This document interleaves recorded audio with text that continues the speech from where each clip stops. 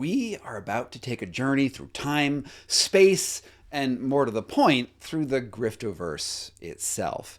This is something a little different than what you might be used to on this channel, or to look at it from another perspective. It's something that you're incredibly used to, but is put together in a slightly different way.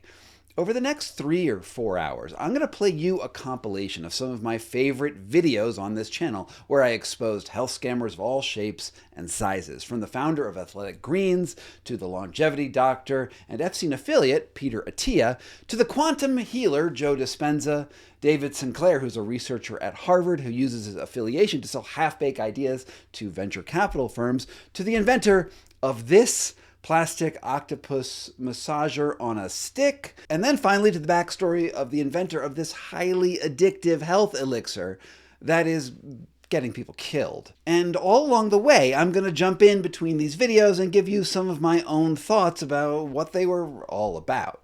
And the fascinating thing, at least for me, in putting all of these next to one another, is how the grift is almost always the same. These various influencers, scientists, chiropractors, con men, and whatever else want you to believe that you can defy the outcomes of conventional medicine with a product that directly benefits their bottom line. Sometimes this can be fatal. Think of this compilation as a sort of audiobook that you can have on in the background while you fold laundry or work out or start a road trip across the country, a 3 or 4 hour road trip, so maybe not all the way across the country.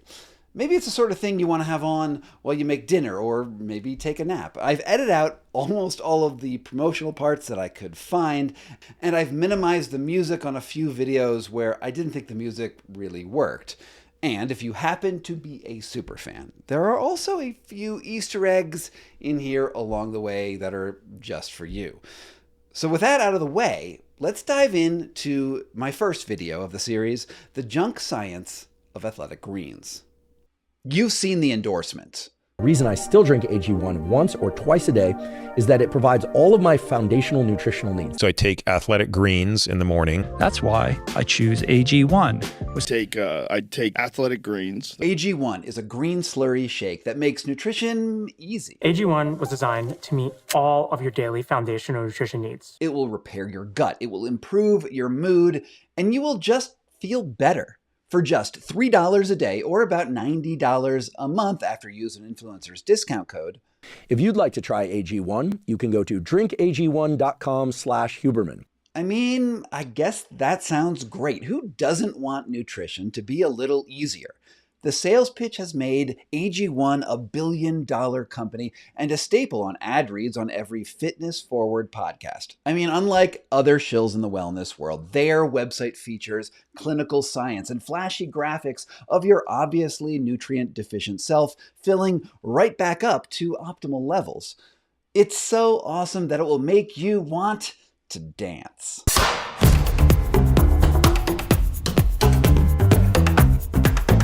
But like many things on the internet, not all is as it seems. If you've been on this channel before, you've probably come across one of my most popular videos ever. The true story of Athletic Greens and the real estate scam that started it all. Chris Ashenden had to flee his native country of New Zealand after he was convicted for 43 breaches of the New Zealand Fair Trading Act. After hiding his money in a Byzantine maze of corporate shell companies, he showed up in America like the villain from The Music Man. Ashenden's mostly spirulina empire was built in the shadow of a documented scam. AG1 learned about that video before it aired and hired one of the most intimidating legal teams in the country and threatened to sue me back into the Stone Age if I didn't kill it. But it didn't work, and once I released it, the backlash was swift. The founder got fired, and I heard through the grapevine that they lost $45 million in subscription revenue. But there was something that my earlier reporting missed, or maybe to put it another way, something that I didn't try to do. I was focused on the scammy history of its founder, not the actual science of the powder itself. In this video, I'm going to examine the published research on AG1 specifically and compare it to their marketing claims and tell you what you actually want to know about AG1. Is it worth the hype? So about a week ago, I got a message from my friend Alexis Levelier, who's a physical therapist who you might have come across on Instagram by the handle No Bullshit Physio. Go give him a like and go follow him over there, because he's also made an appearance on a video I did about the scammy history of the Fasciablaster. My name is Alexis Levelier. I'm a physical therapist down in Montreal. So Alexis sent me a note that he was going down this rabbit hole about AG1's scientific claims and that he was sitting on a huge scoop. The kind of scoop that could undermine a billion-dollar enterprise. What started as a single post and 5 slides turned into 3 posts and as of now 24 slides. The study had very few participants, was underpowered, had obvious amounts of ridiculous spin, massive conflicts of interest, and the placebo choice was very dubious. That it felt like I was pulling on a clown's handkerchief the whole time. AG1 is rebranding itself right now, and according to their website, AG1 is clinically proven because they have conducted a slate of randomized double and triple blinded studies that prove objective improvements across several verticals.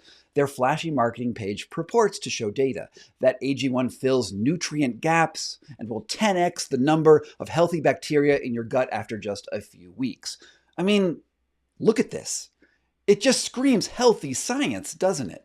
But something strange happens when you click on their info tabs looking for more information. There are paragraphs explaining surprising results in clinical trials with a combined 157 participants, but strangely, no link to that research at all.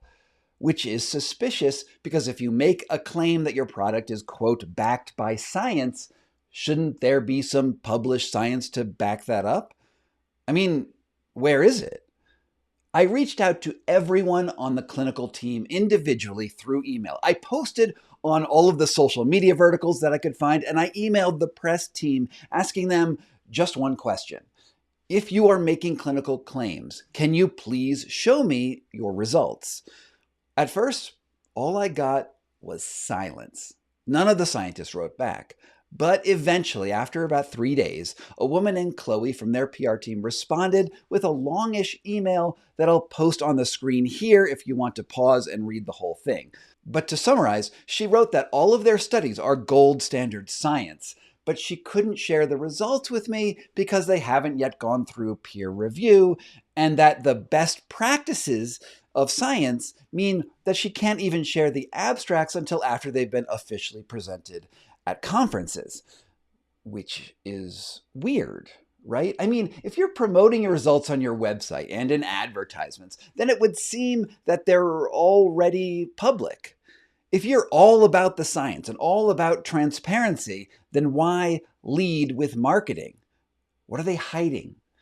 In other words, I asked them for their data and they basically just responded with this.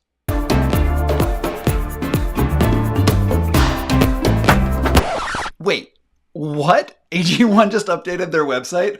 Okay, so what I just said was true at the time I said it, but something changed. After I started reaching out to AG1, they did a complete rebuild of their scientific research website, adding a lot, like answering the questions that I asked them in emails, but doing it in this public format, which makes me think that I am doing a service to AG1. So what I'm telling you in this video was true at the point I recorded it, and at the end, sort of middle end, I will update to what their update actually says.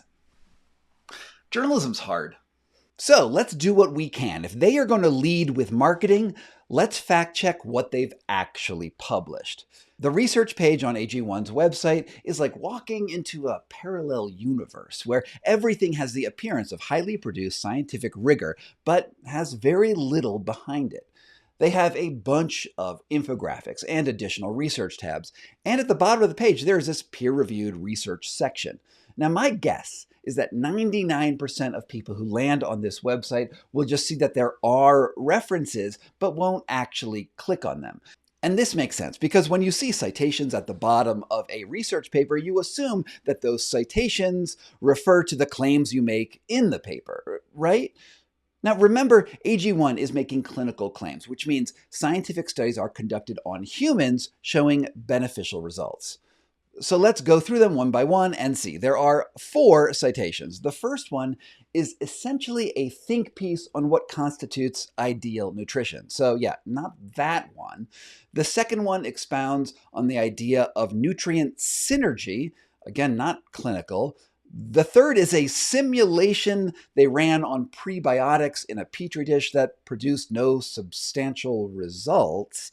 And the fourth is another petri dish study that showed that the green powder effectively dissolves in liquid.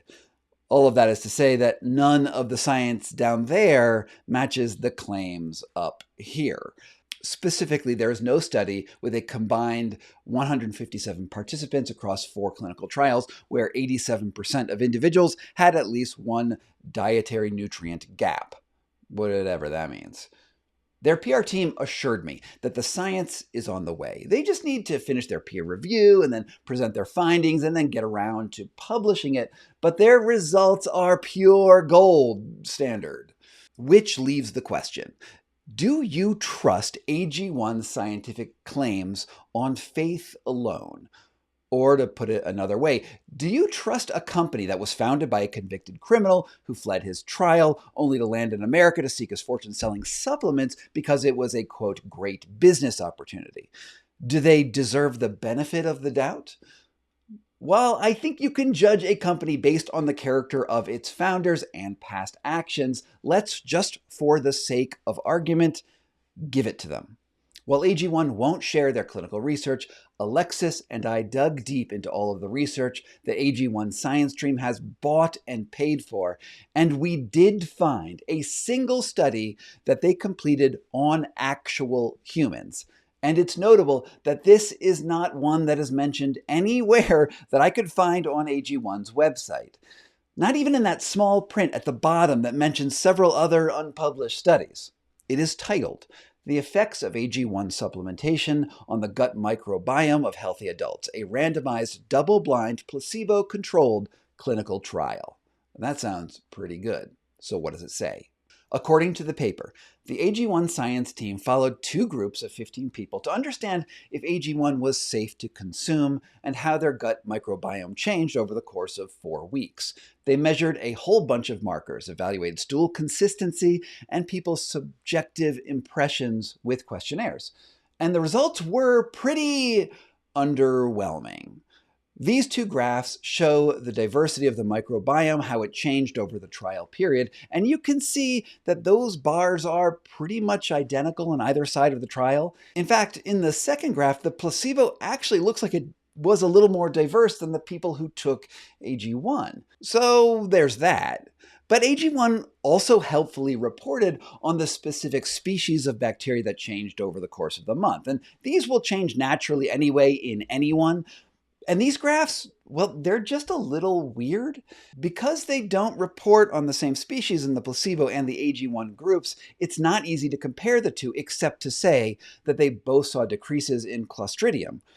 The results are pretty much a wash. Again, except it's worth noting that they give their active group a pleasing green color and their placebo group a more troubling red one. So in fact, once you correct for baseline differences in gut microbiomes, it seems that AG1 decreased more taxa, or types of microorganisms in your gut, than it increased overall, with 19 rising and 21 diminishing. To me, worse than a wash doesn't warrant a ringing, clinically backed endorsement. To quote their conclusions, while there were positive changes in enrichment, alpha diversity did not change significantly in the 2 groups, which is consistent with previous findings that administered probiotics to healthy individuals. In other words, their own canned research found that AG1 didn't actually do much. Stool consistency didn't change, the microbiome didn't change, and according to the questionnaire, people's quality of life was basically the same as well. The only thing that was useful here was that it did seem that AG1 was safe to consume, which is a pretty low bar. But there was one last thing about the study design that is at least worth noting. Every experiment needs a placebo to measure the thing you are actually studying. Placebos need to be inert or they mess with the results, because if the placebo also has an effect, then you don't know if your results are because the baseline of the placebo is moving or if your active experimental ingredient is the cause of the change that you're looking for. For instance, if an experiment uses bleach for a placebo, household bleach, also known as chlorine bleach, then you can bet that your active group will shine in comparison. In this study, they chose maltodextrin, which is a sugary plant starch, which is fortunately not as bad as bleach. Here's what they write about why they selected it. Previous reports suggest that maltodextrin is not entirely inert and exhibits an effect on the gut microbiome. However, to date, it remains the most commonly utilized placebo in previous studies. And this is potentially critical because the studies they cite, as well as other ones that I've dug up on my own, show that maltodextrin actually causes measurable negative effects on people's bowels and their psychological assessments. In this study published in the European Journal of Nutrition, independent researchers did a statistical analysis to show that a full 63% of research studies that used maltodextrin as a placebo were affected, and that puts the validity of those studies into question. Now, that article came out in 2022, which means that Athletic Greens had 3 years to look for another placebo. Now, I corresponded with one of the authors on that study who wrote to me that there was no reason that you couldn't just use water as a placebo. We all know that water is inert, and it would be so easy to design a placebo response from it by performatively pulling out an eyedropper of water and dripping it into water, saying that it was actually just a clear, strong medicine, and presto, I've just invented you a better study design that doesn't have an obviously and well-studied negative effect. And to be clear, this is a bigger problem than just AG1 study. It affects a huge swath of microbiome and gut research. If 63% of microbiome studies are getting results because of poorly selected placebos, then what are we even measuring? To me, this means that even the tiny benefits that the AG1 team could squint their eyes at and fish out positive results for are likely also meaningless. Not only that, but by using a placebo that they know is likely to cause their active ingredients to look better, they knowingly deployed and designed a study that gave AG1 a leg up for more favorable results. This is not neutral or objective science. This is what you do when you have bought and paid for research. This is part of a trend to use scientific papers as marketing materials, not for actual scientific merit. This moves us farther away from truth instead of closer to it. It's another sign to me that the character of the founder has melted down into the science they purport to conduct. And this brings me back to what AG1 is all about. If a company claims that they have science backing up their product, then they should be able to produce the science that they say supports their case. So as I mentioned earlier in this video, after I started getting in touch with their PR team, they totally revamped their website. They made it look a little bit more science forward and included about 2 or 3 other studies, including the study that I just talked about, which wasn't there originally. None of the studies, though, are actually clinical trials. What they did include was a whole series of upcoming papers that they are planning to present at scientific conferences around the country with new information. But they wouldn't share the papers with me, so hopefully they will be public pretty soon. What I can say is that I asked Chloe what placebos they used, and all of the studies used maltodextrin. Now, if we've known since 2022 that maltodextrin has this negative impact on the gut, then I think we can safely assume that the study design will show that AG1 is better than the placebo, which causes gut problems. I have a little bit more to say, so let's go back to my original script. None of us should expect that AG1, a billion-dollar company, is going to be honest. We all know that honesty doesn't pay on the internet. Supplement grifters and influencers prey on our hopes for magic pills to fix all of our problems. When you buy a sack of AG1, you are buying into the belief that the slick marketing and influencer sponsorships provide, not objective change to your gut microbiota, your adaptogenic potential, your mitochondrial energy reserves, or whatever other buzzy bro science term they are shilling. I mean, their biggest promoters, like Andrew Huberman and Peter Attia, are also investors in the company. So I take Athletic Greens in the morning. Disclosure, I am an investor in that company. I'm also an advisor to that company. That is the definition of a conflict of interest. The only good news is that their science shows that at least AG1 isn't likely to actively physically harm you. The green slurry shake doesn't lead to any substantial improvements or degradations. But I can't say the same for its effects on your mental health, because there is another data point to consider. We live in a world where a lot of us get our health information from the internet, from furtive searches on WebMD, and through smart-sounding celebrity scientists and influencers who present the right kinds of credentials to their audiences of millions of people.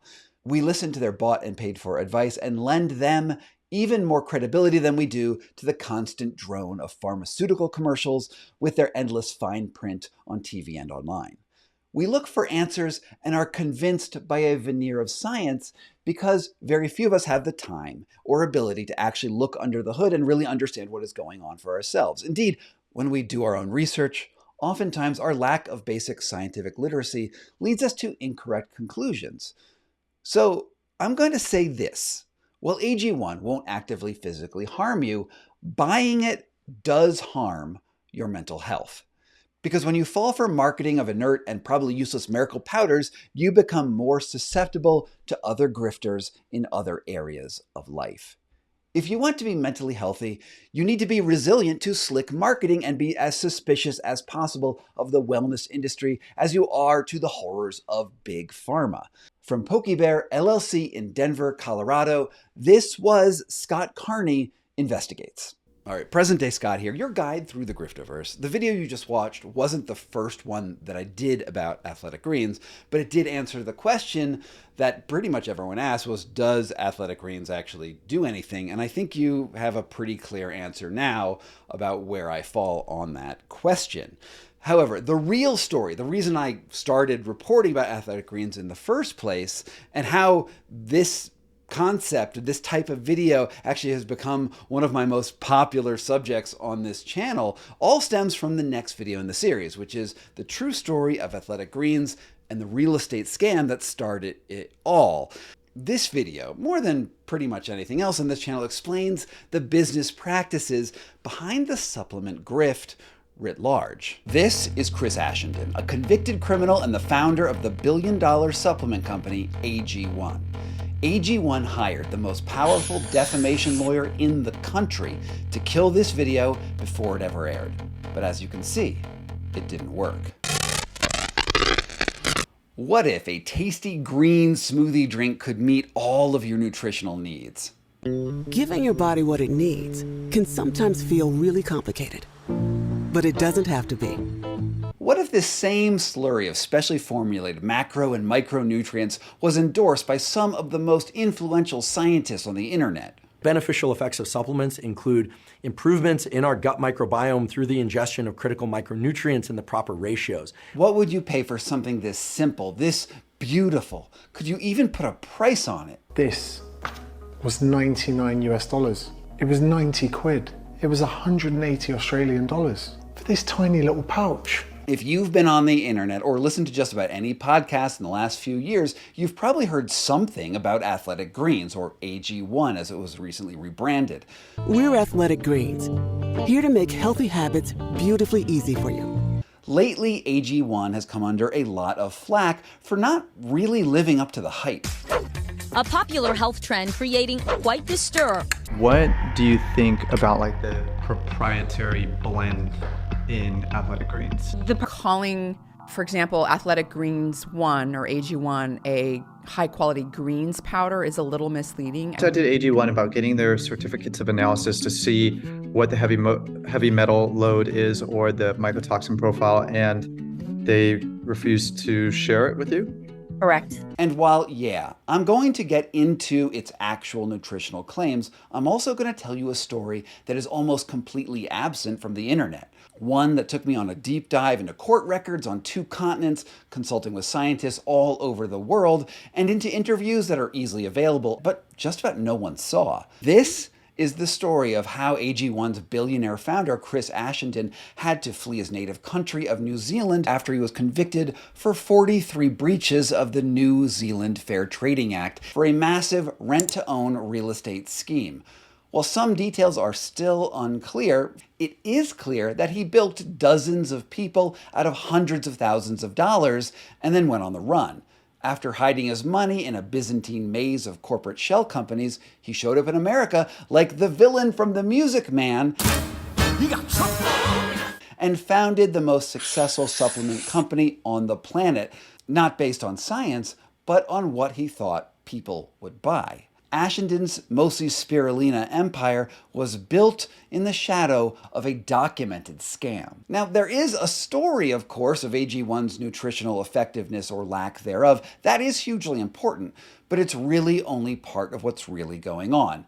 I've searched news sources all across the internet, from recent coverage in the New York Times to the lowliest blog, and what truly astounds me is that despite hundreds of journalists digging into what AG1 is all about, basically no one bothered to look at the publicly available information about its charlatan founder. Ashenden doesn't give a lot of long-form interviews now that he's climbed into the billionaire echelons, but I did find this one on a tiny channel that just has 2,000 subscribers by Coach Dana Cavella, where he opened up about his origins. I sat down with CEO of supplement company Athletic Greens with Chris Ashenden. So let's go back in time to 2010, when Ashenden was just another Kiwi trying to make a buck.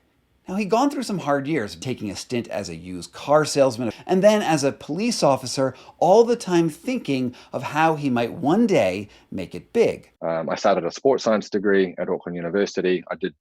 It's a 3-year degree. I got right to the end and dropped out to start my first company, which was a nutrition company, a supplement company, and that didn't pan out. So that was kind of the beginning of my formal entrepreneur. Eventually started taking in self-improvement books like Rich Dad, Poor Dad that promised that he could will his way into fortune by changing his mindset about things.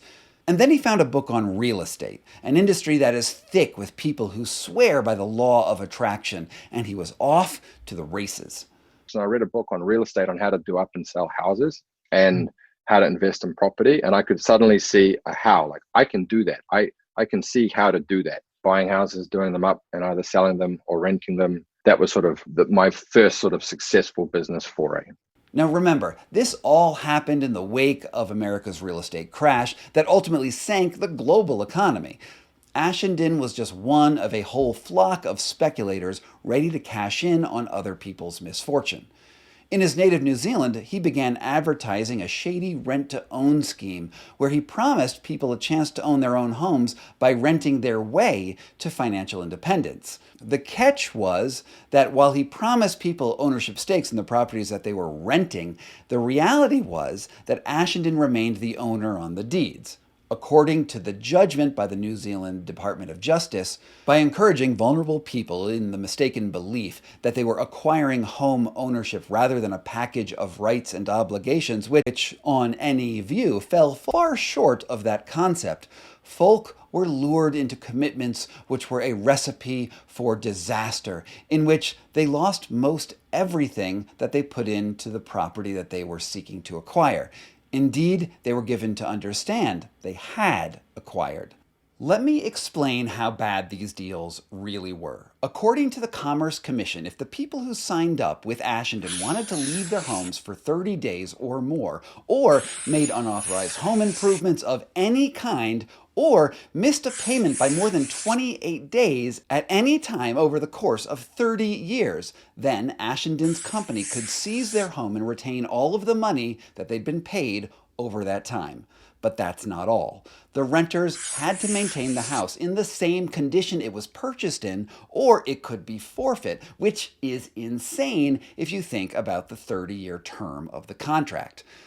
All this time, they were paying above-market rent for the privilege of likely never achieving true home ownership. To make it all the more egregious, Ashendon employed so-called tame lawyers who were paid specifically not to explain how risky the deals were to the clients and how likely they were to default. All told, the case involved 90 charges, 43 against Ashendon specifically, while 47 more charges against the companies he founded. I'd like to be clear here. The charges happened in a criminal court. While I've petitioned the court to get the exact description of the charges, the judgment frustratingly does not mention what they are specifically. AG1's extremely powerful lawyers have been very vocal that the charges are not technically fraud in a strictly legal sense. Given some of the things that I'll get to later in this video, it's not clear to me that this legal team has a solid grasp on the case. For now, you can make up your own mind for yourself about the statements of the New Zealand court and what they actually meant. I have links down to the original documents below. The judgment said Ashendon displayed, and I quote, strong elements of cynicism and the calculated exploitation of people struggling financially. Ultimately, the case was going so badly for Ashendon that he even stopped defending himself in court. He dismissed his legal team, filed for bankruptcy, and then fled the country. Here's how Ashendon explains those years.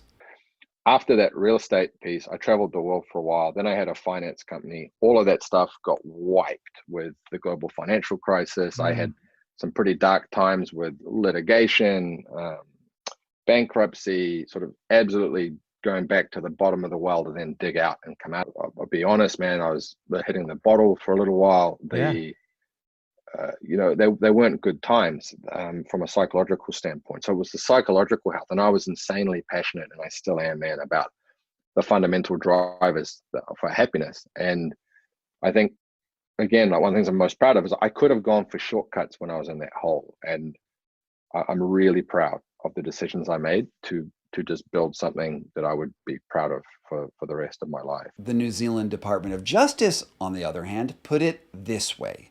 Mr. Ashendon's alleged creditors point to a complex structure designed primarily to confuse the courts and make it difficult to enforce the judgment.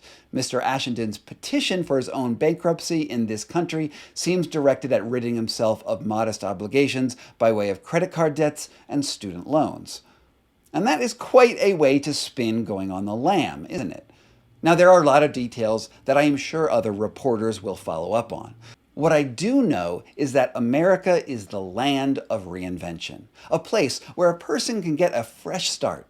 In New Zealand, Ashendon discovered that there are ethical and fiduciary requirements in real estate transactions, but the world of wellness and supplement slinging in America has basically no regulation whatsoever. It's the perfect environment for an international grifter to thrive. The supplement industry in the US is virtually unregulated. It's kind of a Wild West. That's Christy Harrison, a journalist, dietitian, and author of the book The Wellness Trap. I think supplements are such great targets for wellness grifters because two things. There's such a lack of regulation in the supplement industry. So there's no meaningful oversight, really. They can go to market very quickly. It's not this, billion-dollar investment that a pharmaceutical company would make to bring a new drug to market. So that's one thing. And then the second thing is that there are huge profit margins in that industry. Here's Vicky Nguyen on the Today Show asking Ashendon about the health claims on the back of his bag. An asterisk next to each of these claims. What do you say to people who say, well, then why should I spend $3 a day on this? We actually have to put the asterisks there to state that while there is a hoard of scientific data, that the ingredients exist inside this product that can substantiate those support claims, those specific claims have not been validated by the FDA. Not being validated by the FDA. You've probably heard those words before. It turns out that the Dietary and Supplement Health and Education Act of 1994, or the DSHEA for short, pretty much allows supplement companies to claim almost anything short of saying that they can cure a specific medical condition. Supplement companies can only make what are called structure function claims, which is to say supports kidney health and function, but you can't say cures kidney infection. So instead of specific health claims, Ashendon mastered the art of promoting the beautiful AG1 lifestyle, drinking smoothies after a workout in rainforests and just stopping short of wording that might upset the FDA. And let's pause for a hot second here and remind you that it doesn't really take any actual credentials to start up a supplement company. Recently, the gynecologist Jennifer Gunther did the math in her newsletter that she could create her own brand of menopause-delaying turmeric powder with special bioavailable black pepper for as little as $28,000 to found the whole company. That includes packing and shipping and all of the details that it takes to provide her own proprietary blend of Flim Flam. And now, sure, that's not free, but it's shockingly low for an investment when you compare it to just about any other business. When Big Pharma wants to put a drug on the market, it can take billions of dollars and years of research to clear the regulatory hurdles. Meanwhile, anyone can start a supplement company tomorrow and face basically zero oversight. And like any business, the profits scale up with more investment. Gunther ultimately figured out that she could make $195,000 of profit on a $100,000 investment, and that is good money. All she needed was a marketing plan. And this is where Ashendon shines. Sure, he arrived in Arizona in 2011 at rock bottom. He was $5 million in debt and had no prospects other than a reading list of eternal positive thinking. But ultimately, all he really needed was a complete lack of regulation. And to be in the US, which, I mean, if you want a most spectacular country in the world to go forth and build something, just period. And his strategy was crushingly straightforward. He would convince famous and successful people that his green slurry of proprietary nutrients would fix all their health problems for a share of the profits of each sale. The beauty was in the simplicity and the gorgeous marketing materials. So I thought, who are my early adopters who are most likely going to both get this and help me spread the gospel? And it was health and fitness professionals. It was trainers, nutritionists, naturopaths, people who are coaching people in weight loss and lifestyle dynamic. And it was one great partner at a time. So I literally went looking for the smallest group of people who I thought would deeply understand what we're trying to do, and then figure out how to help them share the message in a way where we could both win. And that was my business model. Yeah. Look, the concerns he identifies are real. We all want to be healthy. But health is complex. Answers are not straightforward. There's nothing simple about it. And, if you just watch Ashendon's interview, there's nothing that suggests that he has a deep knowledge of human health or biology. He's not a doctor. He's a former used car salesman. I mean, it's a little like the company Theranos, where Elizabeth Holmes dreamed up an amazing product where hundreds of diagnostic tests could be done on a single droplet of blood. But she had no technology to back it up. She identified the problem and just told people she had the solution. And she raised billions of dollars in investments. Unfortunately for Holmes, her specific claims fell under FDA regulation. But Ashendon was clear to sell his simple product without any actual evidence of efficacy. It could be hundreds of dollars a month. And there's no science to support the claims that they're making. And that's not even getting into the fact that they have this 75 ingredient proprietary mix. And this proprietary mix is a loophole that they're trying to use to pretend that they're protecting trade secrets. So they want to say they don't want to release their full proportion ingredient mix because someone then could reverse engineer it and they could compete with them and they could get their market share. But the reason they're actually doing it is because the dietary supplement industry is unregulated. That's Andrea Love, a friend of the channel, and I've done some great interviews with her. With a little bit of luck and hard work, Ashendon expanded his company and reinvested in marketing, ultimately targeting the most influential people in social media. Tim Ferriss loved the simplicity of Athletic Greens. He featured it in his bestseller, The 4-Hour Body, and soon the supplement took off in a big way. In this interview with Ashendon, Ferriss slyly promotes AG1's health shake for its disproportionate gains.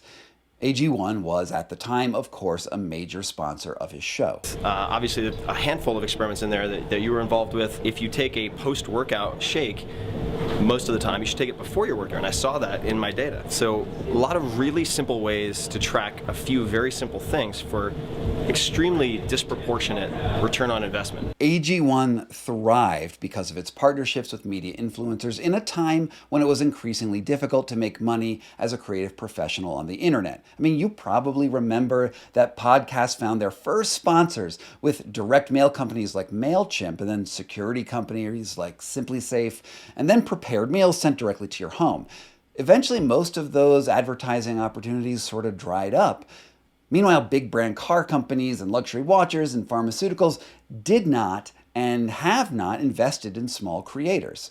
And this left a void for AG1 to fill for any influencer who wanted an affiliate deal.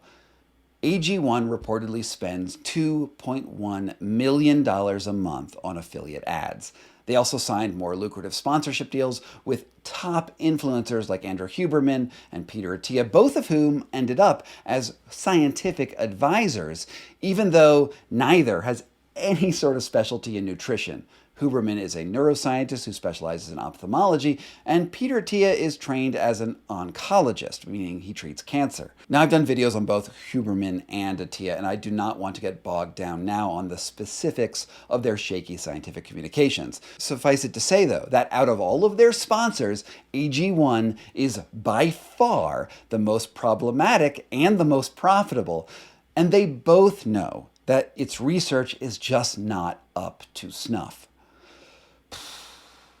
And I digress. Let's take a step back from the business model and sham science behind AG1 specifically. Many people have noted that AG1 is far from the only bad actor in the supplement industry. This week, as I was preparing this video, I posted my thesis on Threads, which you have to know is where all the action is on social media these days, so go sign up for a Threads account if you're not there. Anyway, I suggested that AG1 is basically the Theranos of the supplement industry, and then Hank Green, yeah, that Hank Green, responded. This is what he wrote. The thing is, this will surprise no one, as the supplement industry has always been and remains in many ways the Theranos of industries. But I wish you luck. And thanks for the love, Hank. Say hi to your brother. And of course, Hank was right. Supplements are the Gibraltar of grift, a free-for-all. And it's important to ask, beyond being the biggest nutrient slurry affiliate marketing shake on the market, has AG1 done any actual harm? Answering this question is tricky, because there is a type of harm that happens when people spend money frivolously in the hopes that they are getting something that will improve their lives in a measurable way, but it doesn't happen. And there's another type of harm that can occur when a customer opts to use AG1 instead of actual medicine for an acute condition. And these cases are not well recorded in any data set that I could find. Sure, there's been grumbling on the internet, but what else? Well, one place to start looking is the FDA, in particular a subdivision called the Center for Food Safety and Applied Nutrition, which collects official complaints related to just about every product sold in grocery and drugstores across the United States. Naturally, there are hundreds of thousands of products on the list. Customers filed 63 official complaints against the brand. Unfortunately, the FDA does not provide a lot of information about what was in those complaints specifically, except to label AG1 potentially suspicious. And there have also been lawsuits in the United States that have been concerning. In 2015, the Environmental Research Center Incorporated sued Athletic Greens over high levels of lead that it detected in the product in California. Now, the two parties settled for about $78,000, and Athletic Greens agreed that it would include warnings about potential lead exposure on its packaging to everyone in California. But AG1 doesn't include that warning anywhere else in America, and I did check that. Which leaves me wondering about lead content in the product in general. A second lawsuit, this one from 2020, also filed in California by Travis Edwards, who worked at Athletic Greens as the head of global fulfillment and distribution, claimed that he was fired because he reported to his superiors that he had discovered mold in the ingredients that the company received to make the green slurry shake. He told his boss that they should return the moldy ingredients to the suppliers and get a refund and not ship them out to the world. But he alleged that the company simply didn't listen. Instead, they shipped the spoiled ingredients out to their customers. 3 months after he started making noise, Ashenden and AG1 fired Edwards in what he said was an attempt to silence a whistleblower. Now, though I reached out to Edwards, I never could figure out why the case was ultimately dismissed. Still, it's pretty shocking that AG1 might not have cared about shipping contaminated products to its millions of customers. It's indeed possible that some of the complaints filed with the FDA last quarter could go back to a sloppy supply chain. Ultimately, to me, the biggest problem with AG1 is how they sell false hope to their customers. Known grifter Chris Ashenden found a mostly unregulated niche and used his inspirational marketing to dupe millions of people into spending $100 a month on a questionable nutrient shake. In some ways, this is the most American story I have ever heard, where even the most destitute grifter can show up on our shores and then reinvent themselves with hard work, gumption, and a flashy business plan. It's unclear to me if any supplement maker has ever faced serious consequences in American courts. While I was preparing this video, Athletic Greens started following me on Substack, and I immediately asked them for a comment.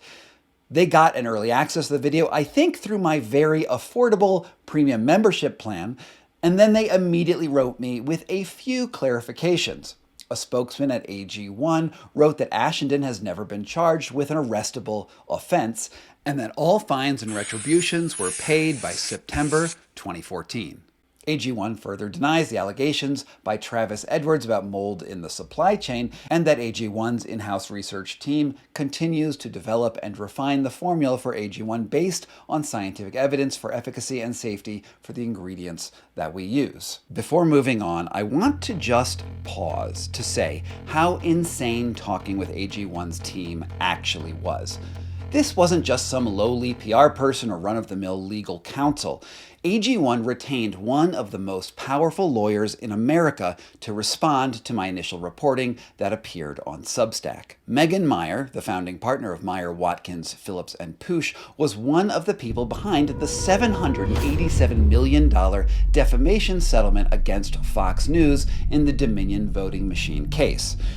Her bio states that she has, quote, nixed false stories before they were published and scored countless corrections and retractions from the national media. Now, if you think that this is overkill for dealing with a channel whose average video barely breaks 2,000 views, you're right. It was clear from our interactions that AG1 didn't really understand the facts of the case, insisting repeatedly that Ashenden was tried in a civil court. It wasn't. Meyer wrote that I was potentially defaming Ashenden by calling him a criminal, which he technically is because he was convicted in a criminal court. Finally, Meyer provided me with a document from the Ministry of Justice of New Zealand that stated that Ashenden had no criminal convictions. And this, really confused me because the judgment looked pretty clear to me. And then on further research, I realized that New Zealand conceals criminal record convictions for non-jailable offenses after 7 years. And the letter that they sent me was dated from 2019. All this proves to me is that the criminal charges that he was convicted on didn't carry jail time.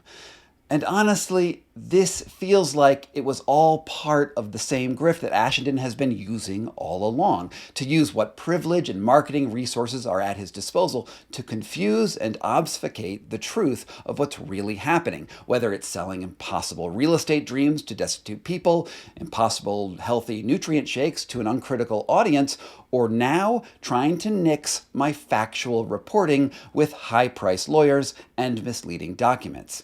As you can see, it didn't work. Instead, I lawyered up, triple-checked my facts, and dug in my heels.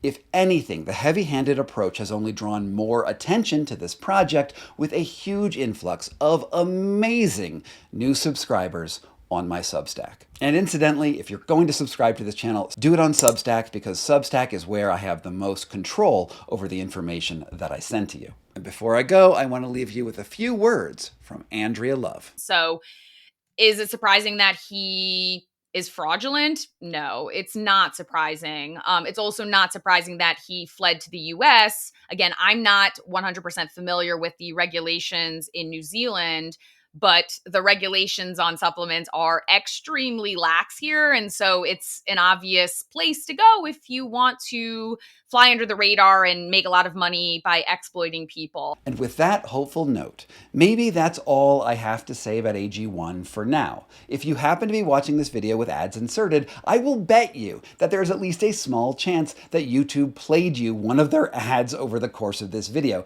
And there's absolutely nothing that anyone can do about it. Let me know if it does play down below. As Ashenden says, he is very grateful for everything this country has done for him. Remember, get all of your macronutrients. I wouldn't want you to be deficient in essential vitamins. That video dropped like a bombshell on the corporate overlords over at Athletic Greens, and it has more than 1 million views on YouTube now. And once it came out, it had actually a pretty drastic effect on the now billion-dollar company. And that's where this incredibly short update video comes in. Introducing, did I get the CEO of Athletic Greens fired? I just found out that the CEO of Athletic Greens, Chris Ashenden, has resigned from his job effective about 2 days ago.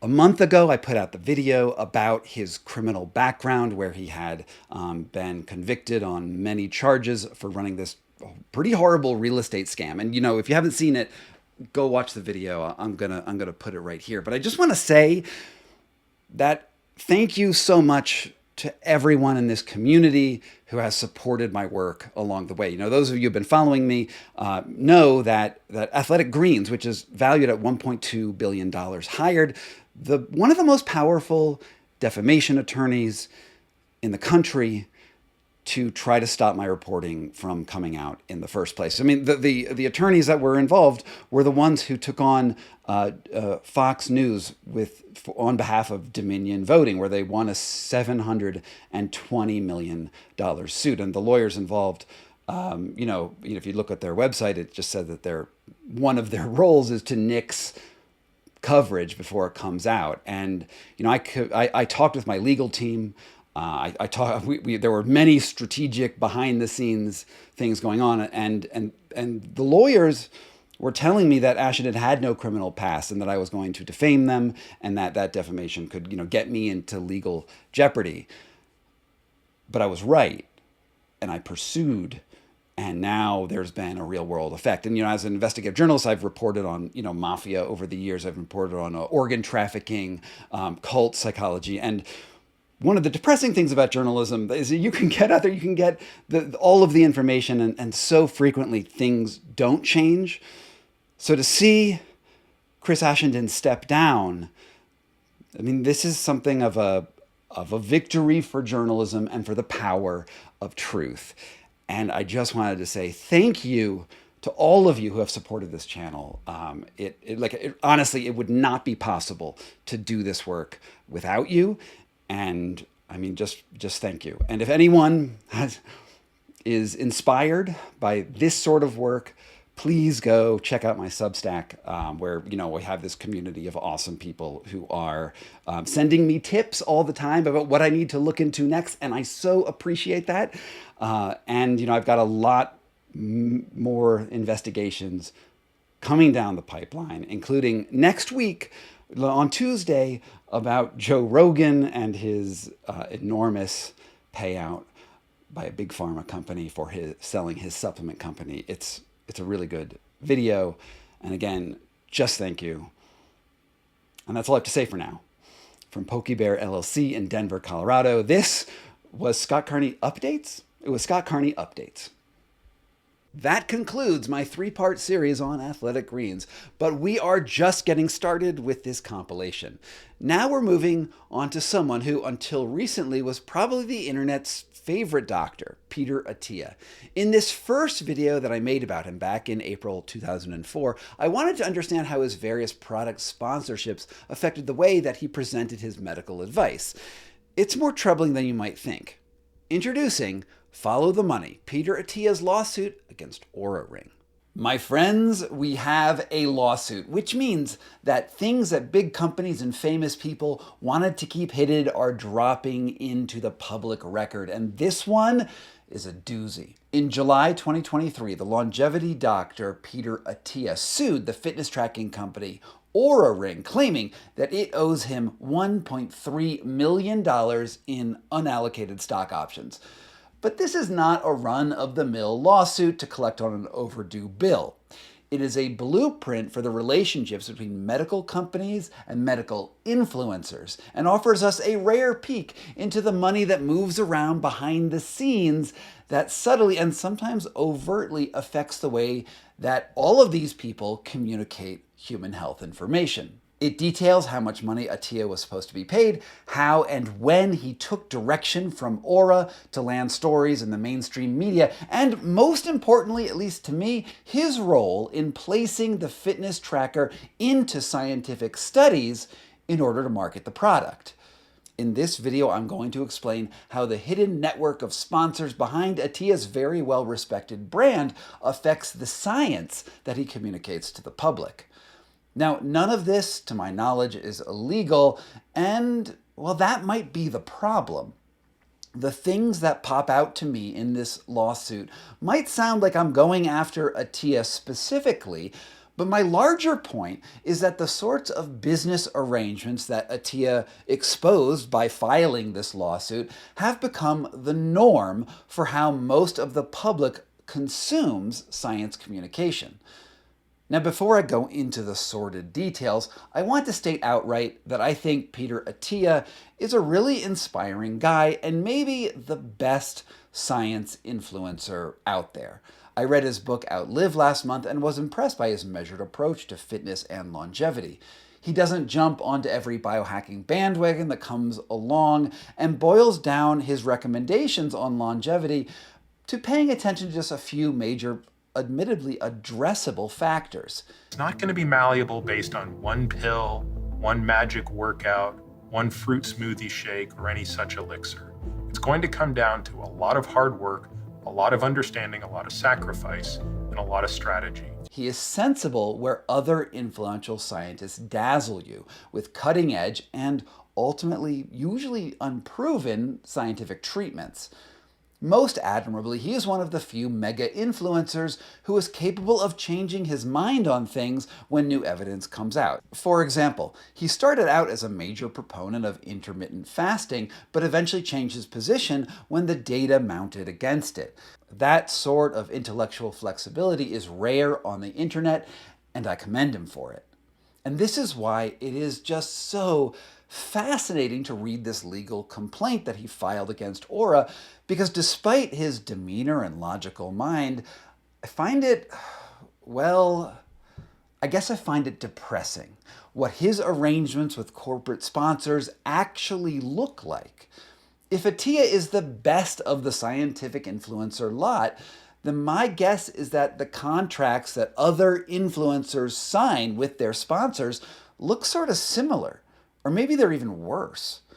What is true for Attia is going to be in the same ballpark as any deals involving Andrew Huberman, David Sinclair, Andy Galpin, Lex Friedman, Dave Asprey, Mark Hyman, Rangan Chatterjee, Tim Ferriss, and the list just keeps going on. You get the idea.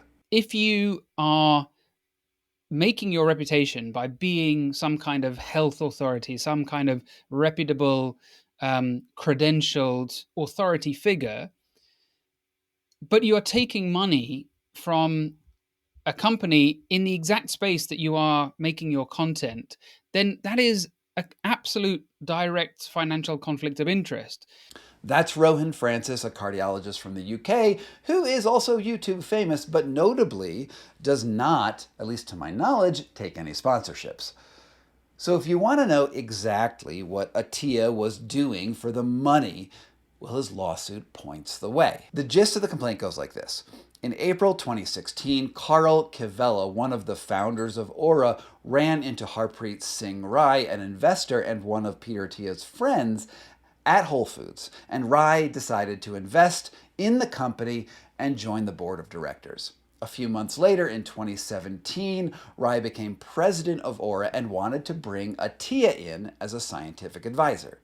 Rai was an enormous champion of Attia and wrote to the board saying, quote, "Dr. Attia is very well connected, not just in medicine, but with all types of influencers as well.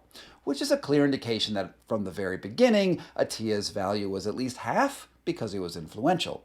No real surprise there. They sent Attia a free Oura ring, and Attia said that he would love to contribute his expertise as, quote, a physician focused on the science of longevity. More importantly, because he understood the capabilities of competing devices on the market, quote, Attia could bring members of the scientific community and relevant researchers in the academic space together to help design, develop, or analyze medical studies. And this was the first mention in the suit that Attia's role would also include him influencing the output of medical studies on behalf of Oura. And it's followed directly by this statement. Dr. Attia could provide awareness in the U.S. market through social media to hundreds of thousands of people specifically interested in products of this nature. Dr. Attia could also introduce Mr. Rai to potential high-profile U.S. influencers, partners, or investors interested in wearable technology. Now, Attia was going to be involved in all sorts of things getting Oura off the ground, including raising funds and directly selling products to his longevity-focused audience. Now, they all signed NDAs, and Attia was brought on board. During a beta test, Attia made some recommendations on how the device detects heart rate variability, and they all agreed to work together, offering Attia some sort of equity in the company, which was the ultimate basis for the lawsuit. But by 2018, Attia hadn't gotten paid, so he told Attia that a bunch of Oura's competitors were chomping at the bit to work with him on their devices. And my guess this was probably Whoop and maybe Fitbit. Anyway, other companies were similarly promising at the time.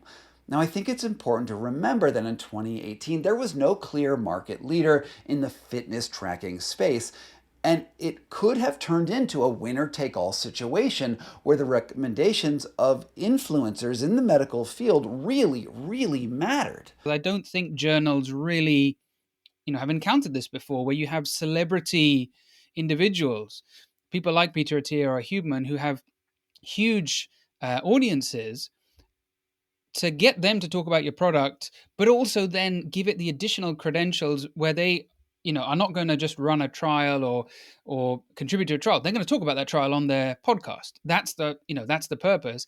And then it gives the company huge scientific credibility. In my mind, this is a huge corruption of the scientific process, one that scientific journals are just not ready for. While peer review is almost always unpaid work, maybe it is always unpaid work, scientists also don't get paid for publishing in journals. But product sponsorships like Attia's were specifically designed to inject capital into that process, creating a conflict of interest. Journal articles on any number of subjects became advertisements for Oura Ring. Now, this same sort of perversion of the scientific process also seems to have happened in the case of Andrew Huberman with his articles in Cell Reports Medicine on behalf of Whoop, which was his sponsor. Attia had Oura, Huberman had Whoop, and it also may have influenced Susanna Soberg's piece, and it is a whole can of worms, so check out the video right here if you just need more context. Anyway, the complaint states that Attia and Oura were successful in their efforts to raise the profile of Oura, and by the end of 2021, the company was worth $140 million, and that is a lot of money. For his services, Rai ultimately agreed to give Attia 20,000 stock options, which were worth about 1.76 euros a share at the time, and have since risen to that $1.3 million figure. Now, the complaint says that the agreement between them was explicit. To quote, the stock option agreement stated that Dr. Attia would be concurrently awarded stock options for committing to provide certain marketing services, including participating in medical strategy and providing a scientific and medical perspective. And this part's important here, helping make introductions to help Oura Ring be used in medical studies, committing at least 10 hours a year in advisory work to the CEO, the board, and other medical board members, promoting Oura in Dr. Attia's owned and operated social media channels, including his newsletter and podcast, and including defendants and the Oura Ring to other influencers, partners, and potential investors. Now, that is not a bad gig for 10 hours of advisory work a year, plus glad handing with friends, but it was worth a lot of money.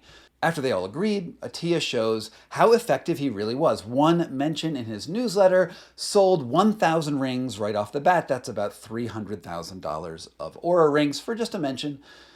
And then he documents how he followed up on a request from Rai, the CEO, to leave some kind words about Oura for a CNBC reporter named Chrissy Farr.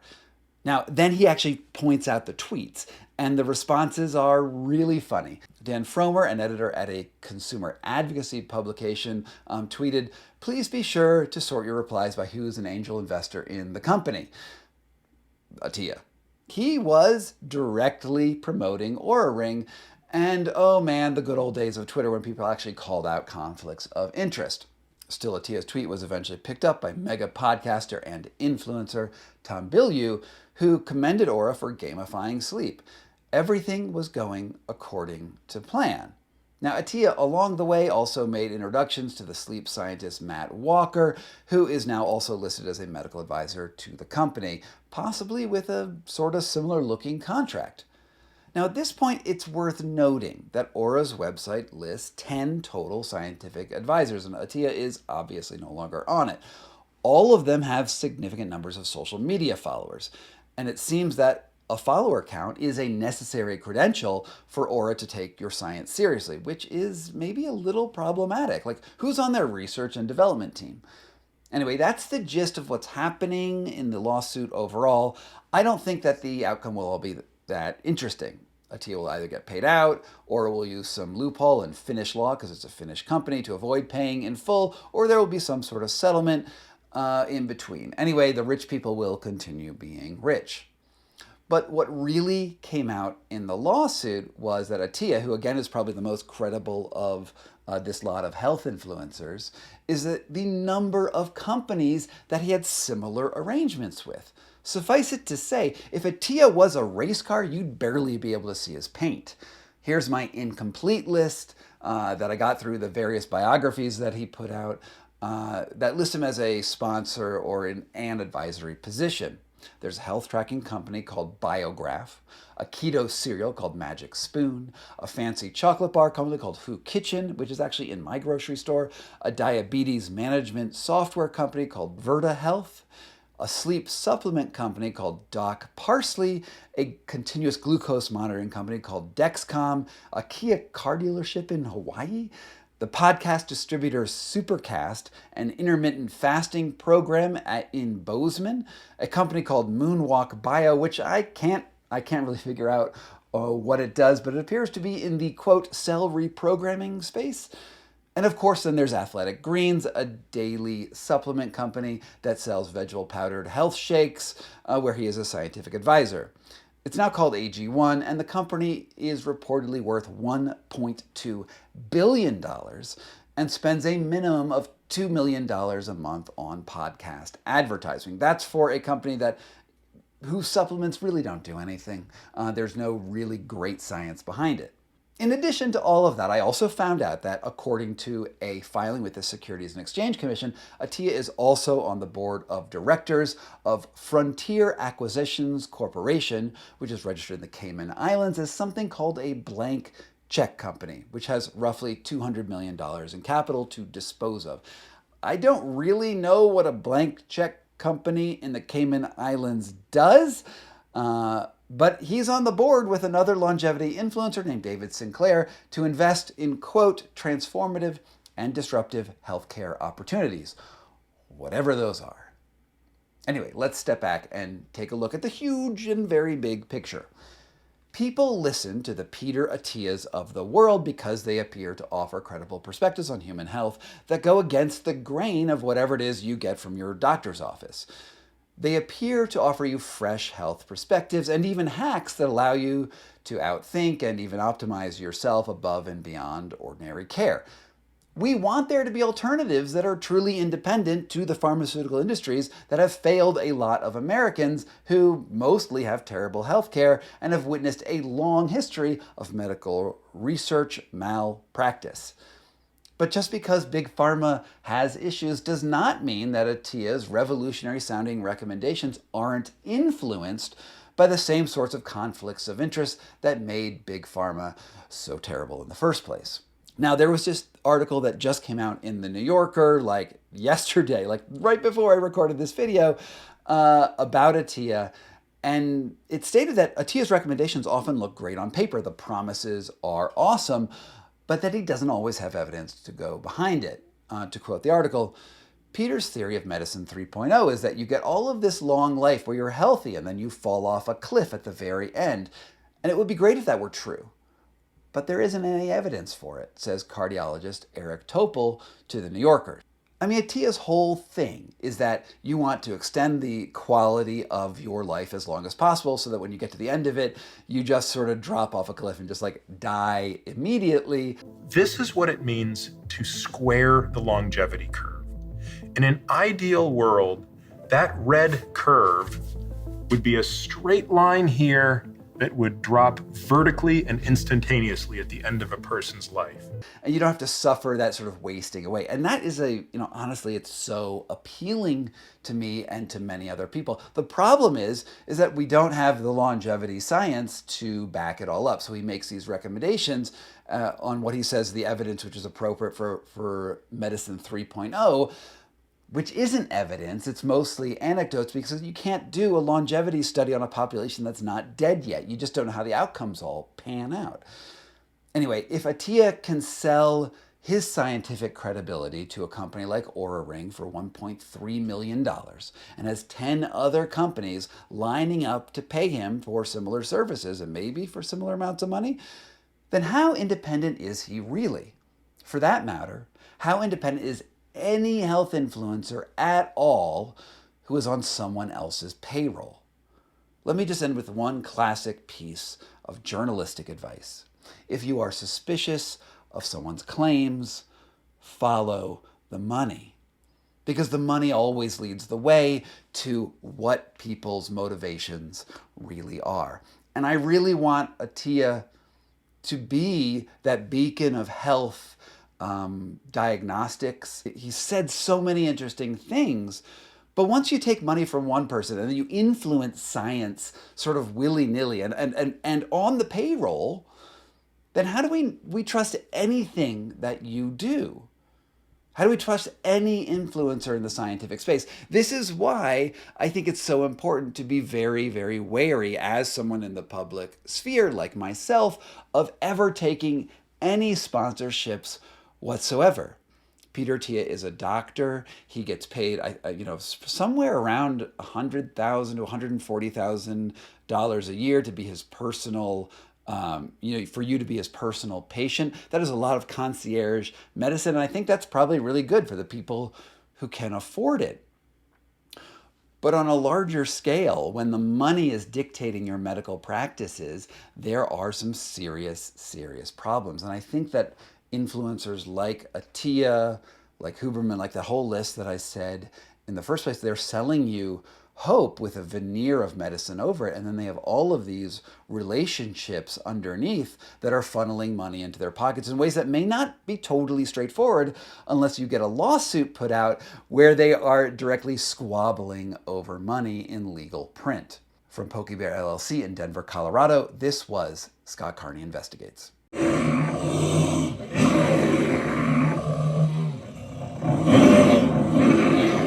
Scott here, I'm back as your guide to the Griftoverse. Now, 2 years after the video you just watched came out, there was a huge shift and update to the Attia story. Because it turns out he's mentioned in the Epstein files, and more than just a few times. Indeed, it seems that he was so intimately linked to Epstein's network that it might just be that Epstein made Attia's whole career. Introducing how Epstein made Attia. The release of the Epstein files could go down as one of the most important troves of data in history. Not just because they exposed the twisted and depraved pedophile parties that the world's most notorious sex trafficker held on his private Caribbean island, but because they paint a complete and intimate picture of how the richest and most powerful people communicate and socialize when they don't think that anyone is watching. In this episode, I'm going to talk about just a very small corner of the Epstein files, which I think can serve as a microcosm for the entire archive. It's about the relationship between the wellness influencer and internet famous doctor Peter Attia and Jeffrey Epstein. I'm focusing on Attia in part because he's been on this channel before in a video I did about how a lawsuit he filed against the medical device tracker Oura Ring exposed the way that wellness and pharma companies buy influence over people and science itself. But now, with a periscope into their personal communications, you can see a similar pattern playing out between the incredibly wealthy and well-connected Epstein and just a budding medical influencer who would soon come to dominate the podcast circuit and found one of the most lucrative concierge medical practices in history. Attia entered Epstein's orbit around 2014 while he was raising money for the $40 million Nutrition Sciences Initiative, likely at first to solicit Epstein for potential donations. Once he has a beachhead in that relationship, Attia begins to ask for more contacts with other rich people that access Epstein's network, from Bill Gates and Sean Parker, and even the Pope. But then, in September 2015, he pitches Epstein on this new idea of becoming his personal doctor. And this begins his transition away from medical research. And in December, he tells Epstein that he's onto a much more lucrative world of concierge medicine. Because of Epstein's access to the very richest and most powerful people in the world, Attia is able to gather private clients who can afford to spend between $100 and, believe this or not, $300,000 a year just to consult with him. While his rosters of clients is not public, his invitation to Jeff Bezos' wedding, as well as Bezos' likely testosterone-fueled massive muscle gain, for which Attia is a prominent proponent, indicate that his clients are the richest and most powerful people in the world. As of 2026, Attia says that he has 75 private patients, which we can assume brings him between $20 and $40 million a year. And yet for all the success and all of his riches, Attia is still small potatoes in relation to the sultans and heads of state and billionaires and oligarchs who appear all over the Epstein files. Epstein and Attia exchanged roughly 600 emails in just 3 years. Their messages start more formally, but it's apparent that they were friends, with Attia clearly trying to impress and flatter Epstein at every chance he gets. Eventually, Attia writes to Epstein's assistant that he goes into, quote, JE withdrawal when I don't see him after a meeting gets canceled. He also begins mirroring the language that would be familiar to anyone reading the other emails in Epstein's trove. Highlights include a response to what I think was a phone call in 2016, where Attia writes, "Pussy is indeed low carb. Still awaiting results on gluten content, though." And then, sycophantically, just a little while later, "The life you lead is so outrageous, and yet I can't tell a soul," after Epstein sent him what is now a redacted photo of him with young women, which we should assume were somehow involved in Epstein's sex trafficking operation. Now, I want to pause here and zoom out to the bigger picture, because these types of exchanges turn out to be pretty normal in Epstein's emails, from his sexting for pussy with a redacted correspondent to the litany of lewd notes in the so-called birthday book. The thing that drew so many wealthy people to Epstein, I believe, wasn't the sex parties themselves, but the fact that the outrageous activities on his private island were so unbelievably exclusive that they were actually a path to power. Epstein was at the epicenter of politics and finance and philanthropy and sex trafficking. His main value, from what I can tell, was his ability to facilitate access and introductions between power brokers across the world who shared his dark secret. To name just a few, and you've heard these before, we've got Prince Andrew and Bill Gates and Elon Musk and Richard Branson and Trump and Clinton, to the ex-Israeli Prime Minister Ehud Barak, the Google founder Sergey Brin, and Steve Bannon. All show up in the correspondence with similar reputation-smelting exchanges. Getting a connection to Epstein was a way to share an exclusive secret that should absolutely never be public. But the people who share that secret, well, they earn each other's trust implicitly. It's the same reason that criminal gangs sometimes require people to commit a crime, maybe murder or arson or whatever else, before letting in a new member. Anyone who attended Epstein's parties was implicated in the sort of moral flexibility that facilitates business transactions. It's not so different from that famous photo of RFK sharing a McDonald's meal with Trump and Elon Musk right after Trump's win, despite RFK spending decades railing against exactly those sorts of processed foods. RFK's moral flexibility turned out to be an asset that Trump could use. And like Trump, this was Epstein's magic, a sort of exclusive perk that money alone cannot buy. The elites around Epstein often had their own aircraft, their yachts, apartments, dream vacations, and pretty much whatever their hearts desired. Everyone in the world kowtows to the billionaire class, which conversely makes billionaires ever more lustful for things that they can't access. And maybe it's a fundamentally human trait to always overvalue exclusivity, which incidentally is exactly what Attia sells in his medical practice. While Attia dishes out free medical advice on his podcast, his mega best-selling book Outlive, his YouTube channel, and his blog, his real money comes from product sponsorships and his private client service. Epstein funneled opportunities Attia's way, and the lewd language was a social lubricant that proved that Attia was essentially a made man, a perfect sycophant to power. Once all of these personal communications came to light, however, a few weeks ago, Attia switched into damage control, and his responses on X mirror exactly what I've been saying in this video so far. Let me quote you his recent, rather long tweet. At that point in my career, I had little exposure to prominent people, and that level of access was novel to me. Everything about him seemed excessive and exclusive, including the fact that he lived in the largest home in all of Manhattan, owned a Boeing 727, and hosted parties with the most powerful and prominent leaders in business and politics. I treated that access as something to be quiet about rather than discussed freely with others. One line in that exchange of these emails about his life being outrageous and me not being able to tell anyone is being interpreted as awareness of his wrongdoing. That is not how I meant it at all. What I was referring to, poorly and flippantly, was the discretion commanded by those social and professional circles. The idea that you don't talk to anyone about who you meet at those dinner parties you attend and the power and influence of the people in those settings. What I wrote in that email reads terribly, and I own that. And it's quite an apology, and it's worded really well, I would guess. But the fact is that at that point that he was writing that, Epstein had already been convicted of sex crimes. Being in Epstein's orbit was being in a private club where power, money, and access and sex, they all intermingled.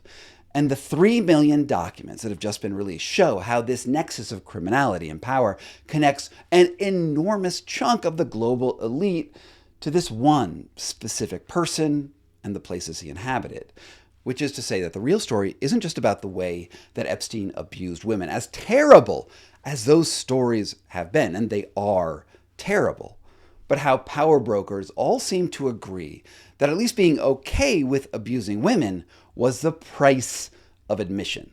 Now, global elites will argue that they didn't know the extent of what Epstein was doing in private. They all universally state that whatever sexcapades got up to on his own was entirely separate from their interactions with the man. It's almost like he trafficked thousands of women only to himself. Of course, I think in some cases that was probably true. Just attending a state dinner with Epstein doesn't necessarily imply that you took part in an orgy. But what is interesting, at least in Attia's case, is that their relationship started largely after Epstein was first convicted of sex trafficking. And even with that stain on his record, the emails prove that elites still circled him for access. In fact, they seem to admire him even more for appearing to get away with it. One thing that I feel that I need to say about Attia is also perhaps the most damning of all. In Attia's New York Times bestselling book on longevity called Outlive, Attia writes about his own mental health struggles. He begins one of the later chapters in the book explaining how he tried to start a fist fight with a man in a parking lot, writing, "I was standing right in his face, begging him to throw the first punch so I could rip his larynx out, a procedure I described in surgical detail with a few choice epithets to boot. I'm pretty certain that I would have won the fight, but I also could have lost everything, my house, my medical license, my freedom. probably what was left of my marriage. Outwardly, I was a successful seeming guy with a thriving medical practice, a beautiful wife and kids, wonderful friends, robust health, and a contract to write this book.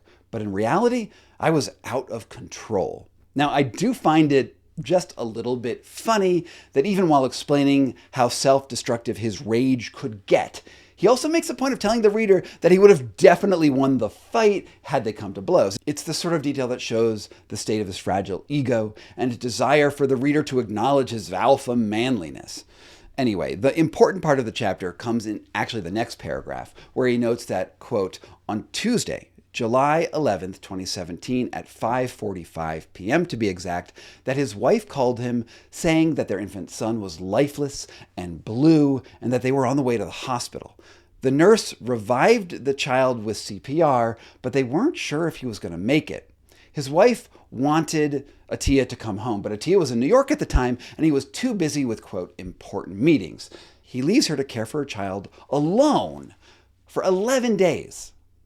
Now, Attia uses this story as leverage to explain how much personal growth he still has to do, how addiction is a disease, and I guess his addiction was being an asshole. But the Epstein releases put an entirely different sheen on what was really going on. As the doctor and prominent Attia critic Jennifer Gunter notes in her examination of the Epstein files, that same day, just 3 hours before he got the call from his wife, Attia writes to Epstein asking about an in-person meeting. They're having some scheduling conflicts, and they settle on a time to meet on July 13th, which is 2 days after his child has landed in the hospital, and he attends that meeting. So imagine, if you will, what this tells us about Attia's priorities. He would rather wait around in New York for 3 whole days while his 1-month-old son is dying so that he could meet one of the world's most notorious sex traffickers. This all happens at the same time. While I don't think that the 2-hour appointment was long enough for Attia to attend any sort of massage or sex party, Epstein was clearly on a plane out of town just 5 hours after their meeting. This exchange clearly demonstrates how the lure of power and money outperforms any ethical impulses that someone has to be a good person and do the morally right thing in any particular situation. And this is what I was talking about at the beginning, how the Epstein files are a microcosm of the morality of the global elite. The people who run this world are all connected in a tight web of economic, social, and business relationships. Those relationships define who they are more than any ideology that they pretend to espouse. While Epstein notably gave to democratic causes, had Bill Clinton over frequently as a guest, he also had decades-long friendships with Trump and Steve Bannon. And this is the reality that we all need to see clearly. At the top levels of elite life, the distinctions that we think exist in the world between the right and the left, the technocrats and the Luddites, all break down. They're all buddies. At the end of the day, the rich and powerful are actually defined by who they are in private, not the public personas that appear in the media that they, frankly, largely own. The elite don't have politics as we think of them. They only have allegiances to power. The real miracle of the Epstein files is that their private communications break down that image. They prove that the only real distinction that we need to keep our eye on is between the global elites who run the show and the people like you and me who have let them do that so far and given them that power.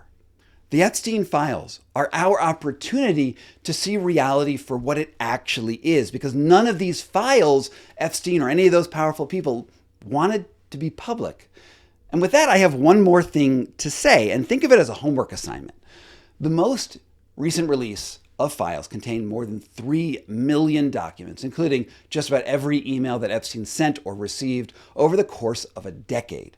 Obviously, I've only read a tiny fraction of them. That's partly because if you go to the DOJ website, the files are only organized through a search function, which makes trying to understand what is in them pretty hard, because if you don't know what is in there, you can't search for it.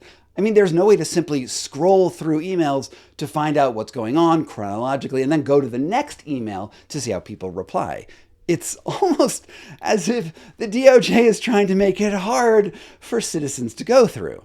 However, independent developers at a website called jmail.world were able to download the entire archive and organize it into an interface that will be familiar to anyone who uses Gmail. And when you're done watching this video, I want you to go take a look at it yourself. And there's a link down in the description, down below my head right now. And there are thousands of worthwhile stories hidden in these files. But the most important story of all is simply that you can read their words for yourself. So go do it. And then tell me the spiciest things you find down in the comments, because I really want to know what you find. From Foxtopus Inc. in Denver, Colorado, this was Scott Carney Investigates. Just wow, right? Now, it's been a month since I made that video, and my head is still spinning from it. It makes me feel dirty and a little broken inside.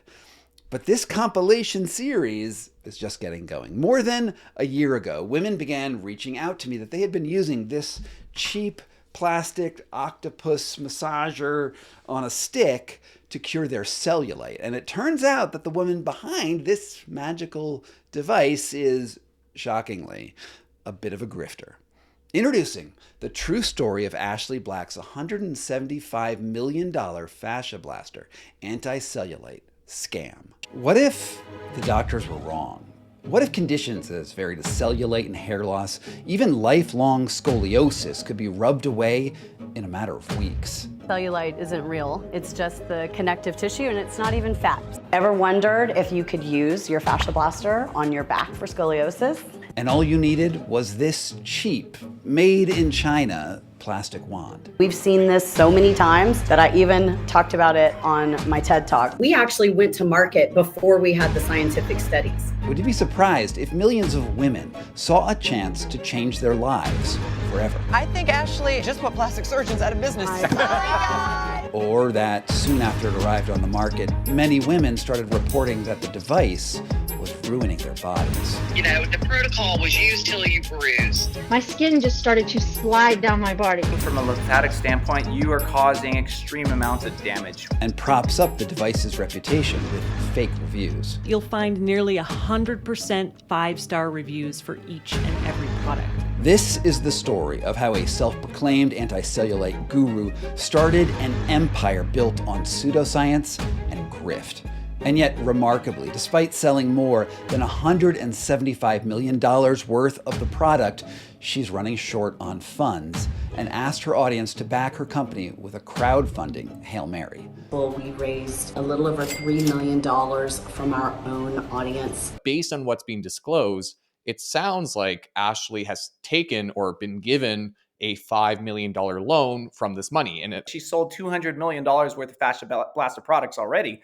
So I don't know why she would need crowdsource funding at all if she's making that much profit in the products that she's already doing. It's also about the extreme lengths that the founder will go to in order to threaten, sue, and silence whistleblowers who call her out. And remarkably, how even one of the most conservative Supreme Courts in the country sanctioned her for filing frivolous lawsuits. Ashley Black is actively chilling free speech on the internet and using their lawsuit to advertise what happens when you criticize Ms. Black or her product. Today I'm going to tell you about a potentially dangerous device called Fasciablaster and its crooked founder who leveraged women's insecurities to make herself rich. I'm Ashley Black, and I'm here to change the world. I didn't know anything about Fasciablaster until a few weeks ago, when some of you right here on YouTube sent me pictures of women with horrible bruises on their legs and stories about rapid weight gain. They'd been rubbing this plastic stick across their skin until their blood vessels burst, all in the name of a miracle cure for cellulite. Look at your upper thigh. What is that? That's cellulite. That's going to spread everywhere. Oh, what do I have to do? From top 10 pro athletes to Hollywood to the Victoria's Secret runway, Ashley uses this $89 tool to move muscles and joints to get at the fascia below and transform pain. The woman behind it was a self-styled health guru. I mean, she literally calls herself a guru named Ashley Black. My sources warned me that Black was intensely litigious and has bullied and threatened just about everyone who's ever called her out. Which I guess, if you've been following this channel for a while, you know that this is exactly the kind of story that I like digging into. So I did. I've probably put in 100 hours combing over legal documents, fascia tutorials, and talking to victims and scientists and even financial experts to expose the depths of this self-flagellating wellness grift. And while this story is fascinating, or maybe, fascinating, in and of itself, I think there's actually more to it than that.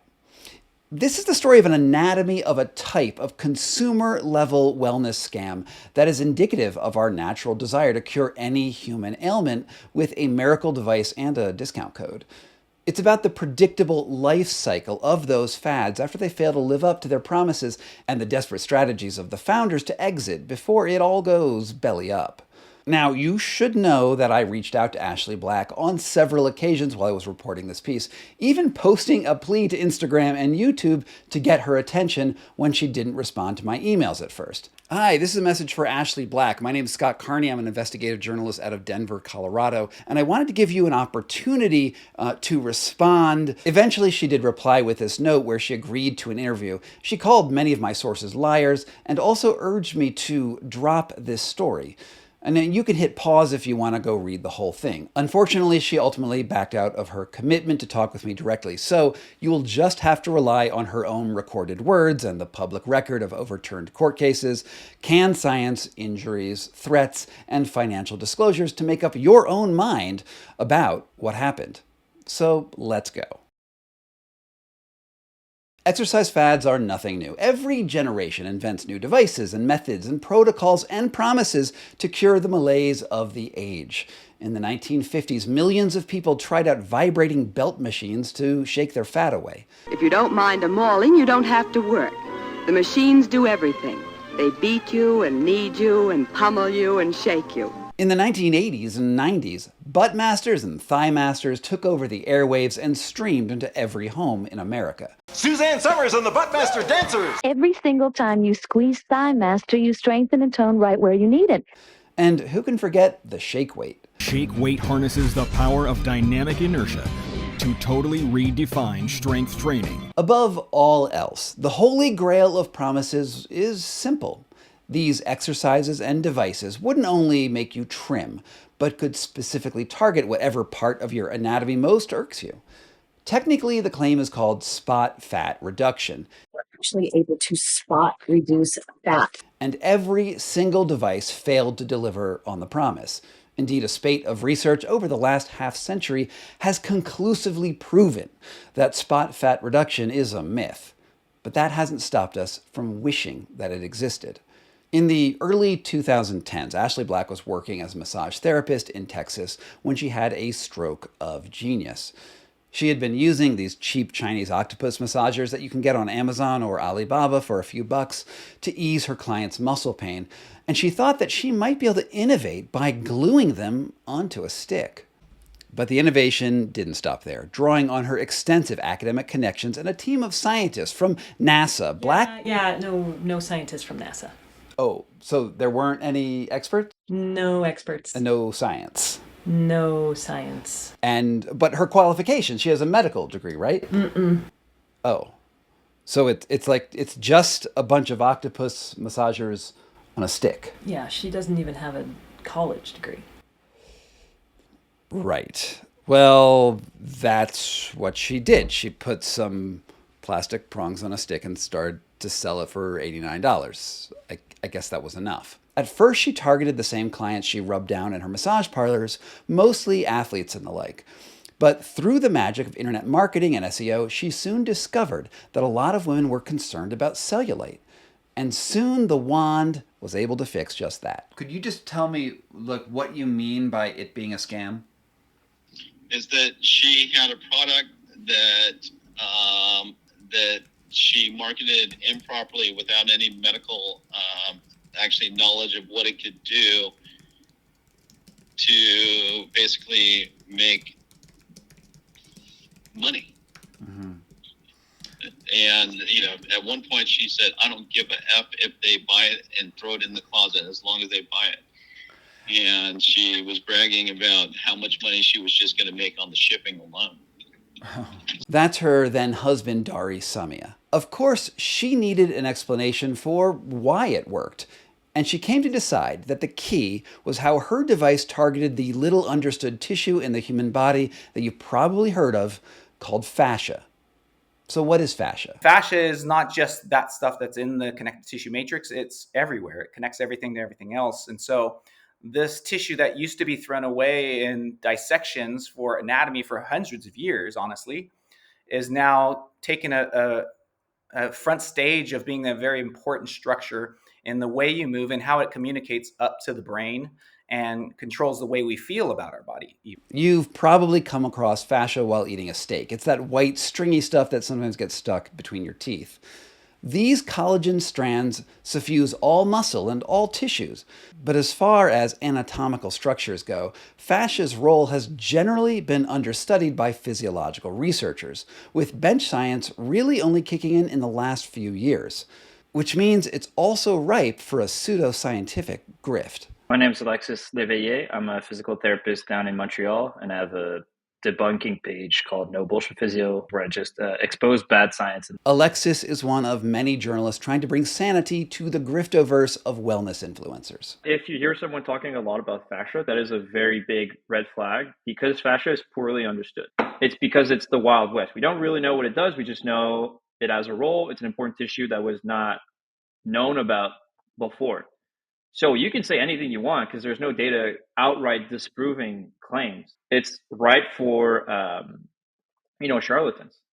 Most wellness grifts follow this same basic pattern. They identify a problem that we can all agree would be great to solve, whether it's longevity or attractiveness or mental clarity or fatigue or chronic illness, and then they say that the solution was lying in plain sight all along. And it's only been in the past few years that even I made the connection between fascia and cellulite. You see, people who study fascia don't study cellulite, and people who study cellulite don't study fascia. So we all somehow just sort of missed it. But we are supposed to believe that Ashley Black intuitively understood a secret that no one else had. Ashley Black's claims do not make any anatomical sense. I'm Martin Carney, a plastic surgeon and Scott's cousin. The thing is, we do know the cause of cellulite. It's fibrous septate bands that pull down on the skin and create dimpling. The best procedure and the best cure that we know of for cellulite is a mechanical one where we go under the skin and we cut the fibrous bands to release the dimpling. Honestly, simply lying is an incredibly effective marketing technique.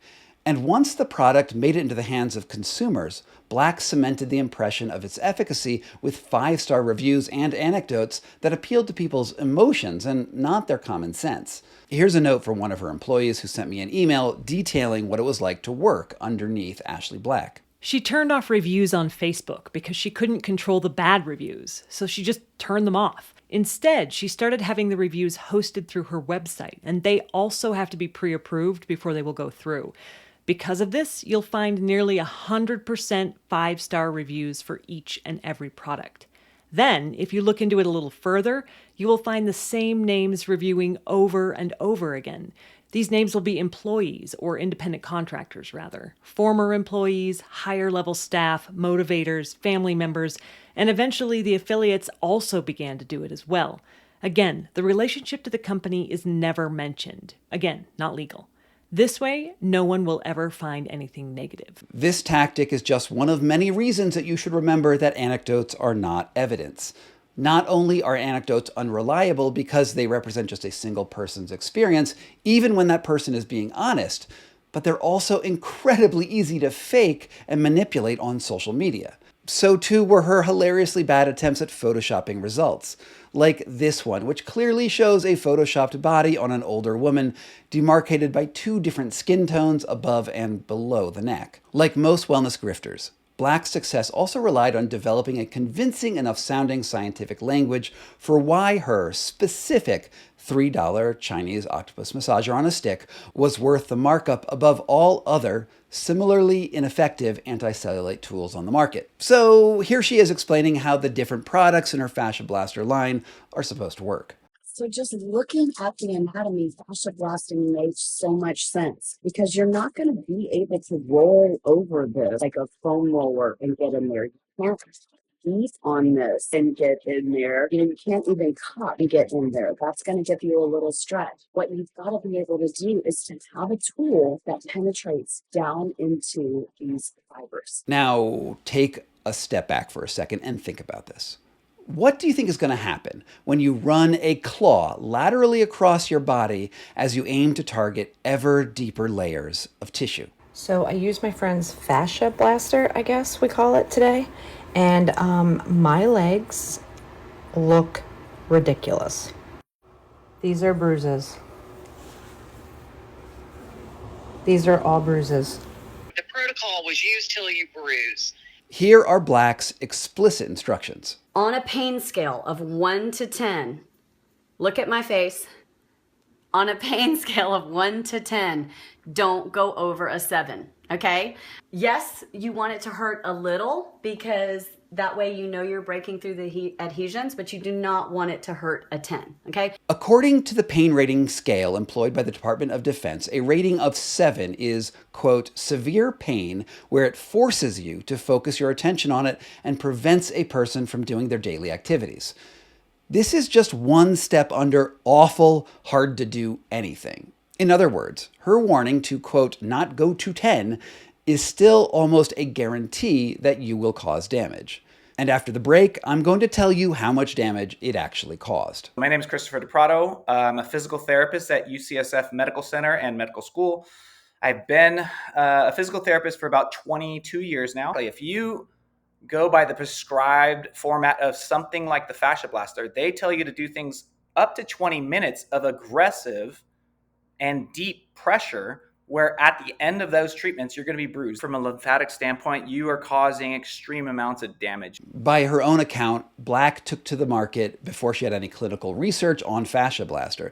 And that worked for a while, but eventually she realized that she needed some sort of evidence to convince people that she wasn't just making things up. So she paid an in-house scientist named T. Bard Jamison $2 million to run ultrasounds on women using Fasciablaster over the course of several weeks to show how her octopus wand was changing their anatomy.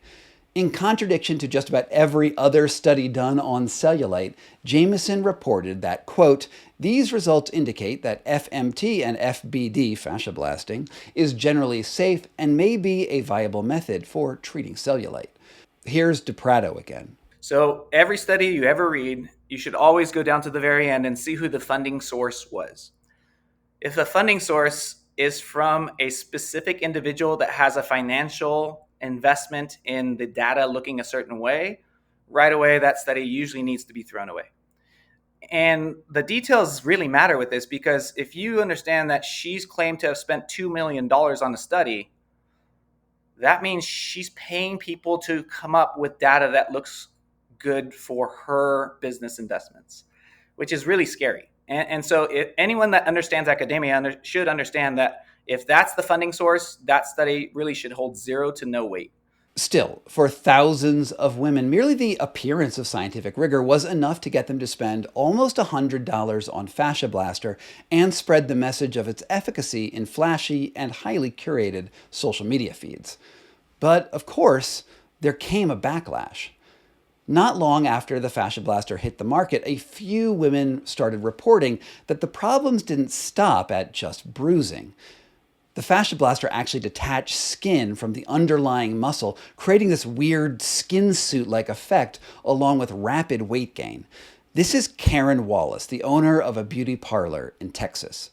Oh gosh, it was skin detachment, like in a way that was like what a plastic surgeon had told me. They said it looked like I had gained and lost, 300 pounds when I have never been significantly overweight. My skin just started to slide down my body. Like on my arms, it was sliding back and down. Even my sons were like, Mom, what's wrong with your elbow? And I'm like, I can't see my elbow. Like, what's wrong with my elbow? And they like, looks like a baby elephant knee. Like it was sliding down. Here's what she looked like before using Fasciablaster. And this is a clip from a video that she posted in 2017. And for me, it's hard to even believe that she's the same person. I know a lot of people are having these issues, so I wanted to show you mine. On the arms, you see these ripples here. But now that I have all this extra skin, if I just pull up even slightly on that, that goes away. So that is not cellulite, even though it looks like it. It's loose skin. This was never detached before. This was never loose before. I never had that apron before. But now, not just is it loose skin and very pliable and pulling away like that in a weird way, I learned a trick. I can slinky my stomach. Karen was hardly the only one. I've heard other women call it a landslide. When you disturb the fascia, your skin attaches to fascia. And so if you're tearing this fascia, what is the skin going to adhere to?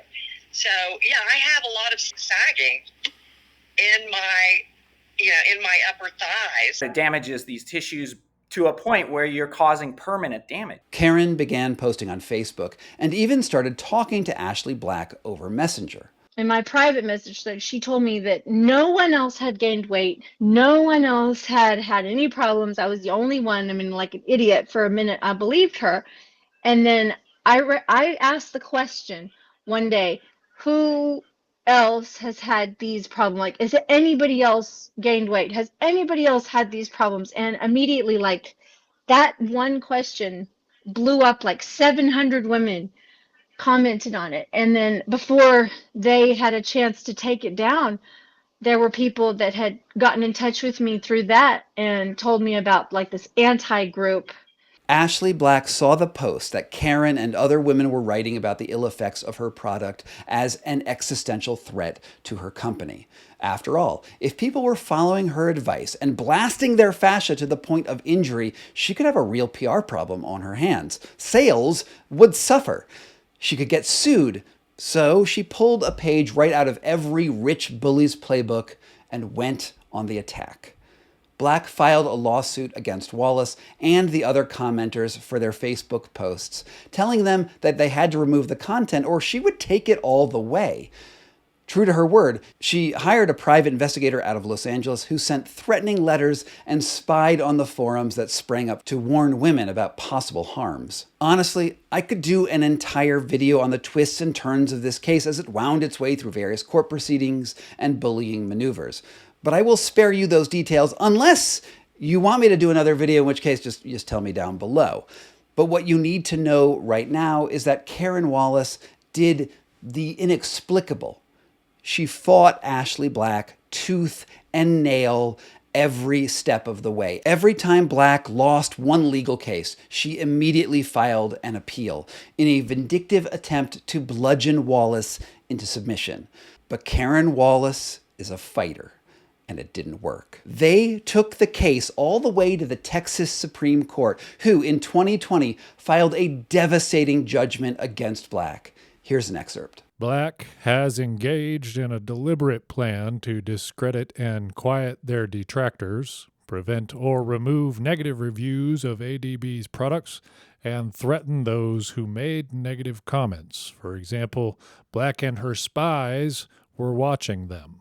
And that Black was actively chilling free speech. Ashley Black is actively chilling free speech on the internet and using their lawsuit to advertise what happens when you criticize Ms. Black or her product. The case ended with Black paying $125,000 in sanctions in order to deter her from filing similar frivolous lawsuits in the future. This was a huge win in a state that has some of the weakest protections on free speech in the country.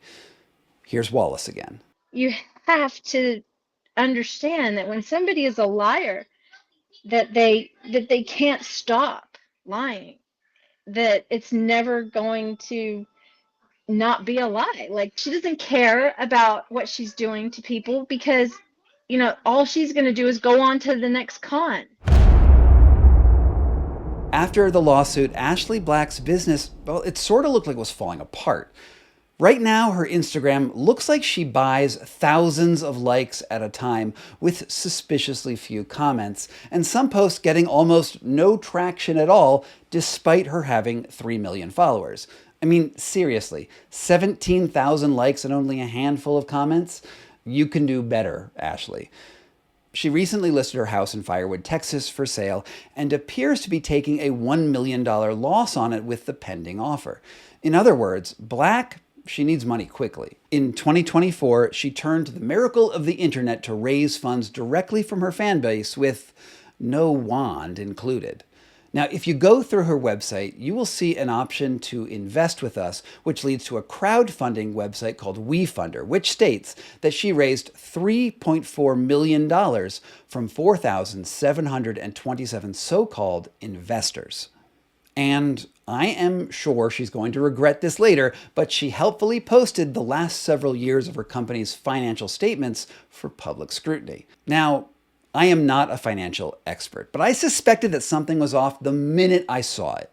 Was this a real investment, or was it an exit plan for a failing scam? Luckily, I do know a few fellow experts here on YouTube who could look into those numbers a little more thoroughly. Hi, my name's Richard Coffin, also known as the Plain Bagel online. I work as a portfolio manager / investment analyst here in Canada, but online I post content about finance investing, just a big finance nerd kind of at the end of the day. The first question I wanted to ask Richard was whether or not he thought this was a worthwhile investment. You know, based on what she's posted online, it's not really investing in this company more than it is just lending them money.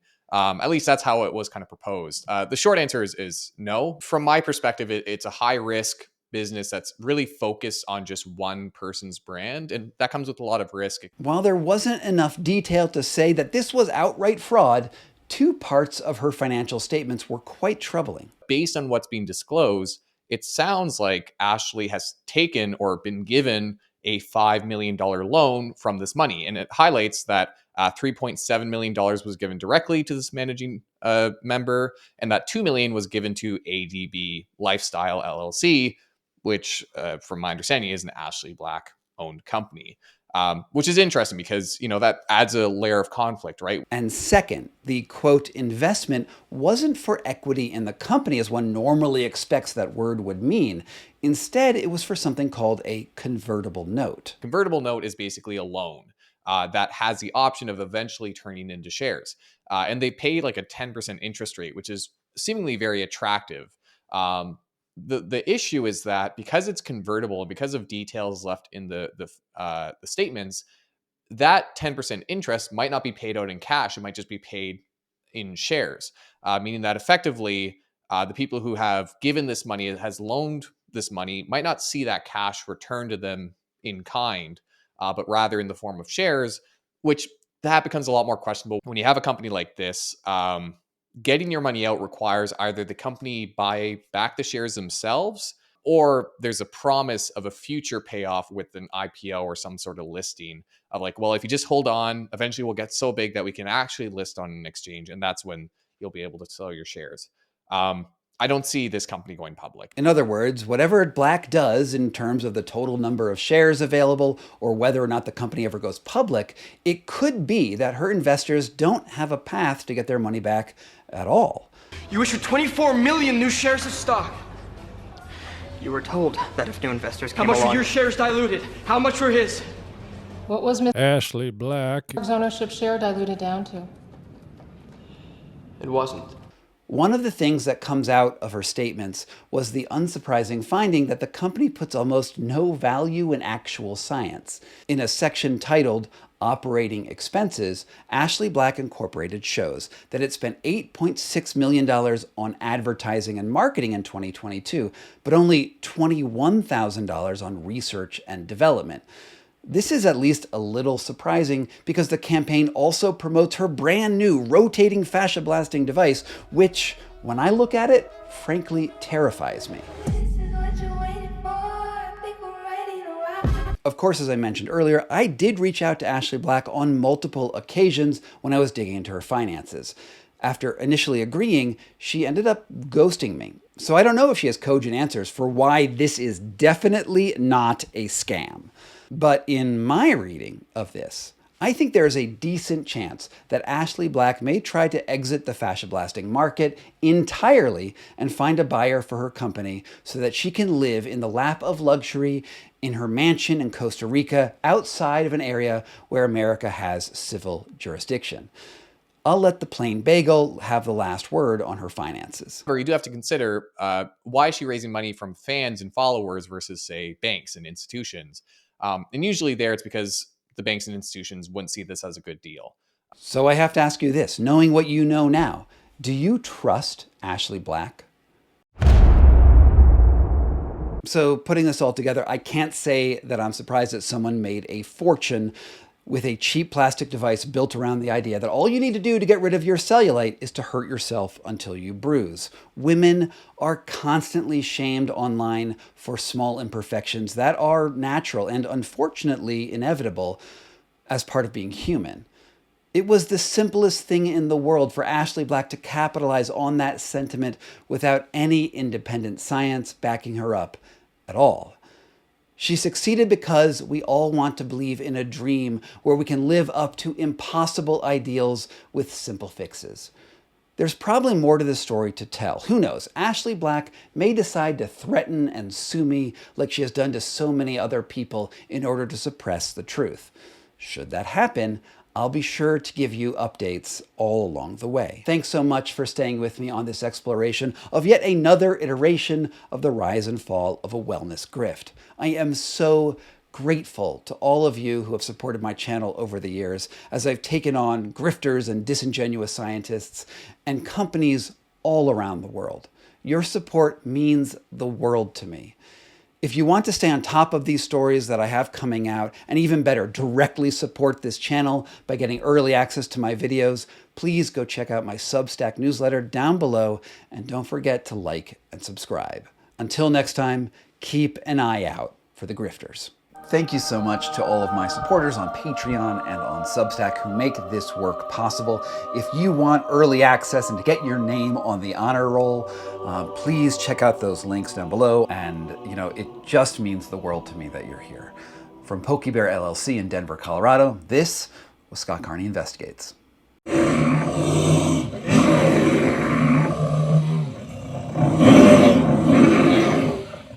So that was Ashley Black. And I'm happy to say that while she has sent me a bunch of angry emails and shorts on YouTube and on Instagram attacking my credibility as a journalist, she did also decide that it was a bad idea to sue me, mostly because she would have no case, which means that I never made a follow-up video. But the other reason I didn't make a follow-up video is because there are so many grifters to cover. And the grifteriest grifter of them all, as far as I'm concerned, is probably a chiropractor who believes that the power of his mind can heal just about any condition. Introducing the brainwashing cult of Joe Dispenza. In 1986, a French graduate student carried out what some might say is the most important experiment on the power of love and quantum physics. And the experiment is going to blow your mind.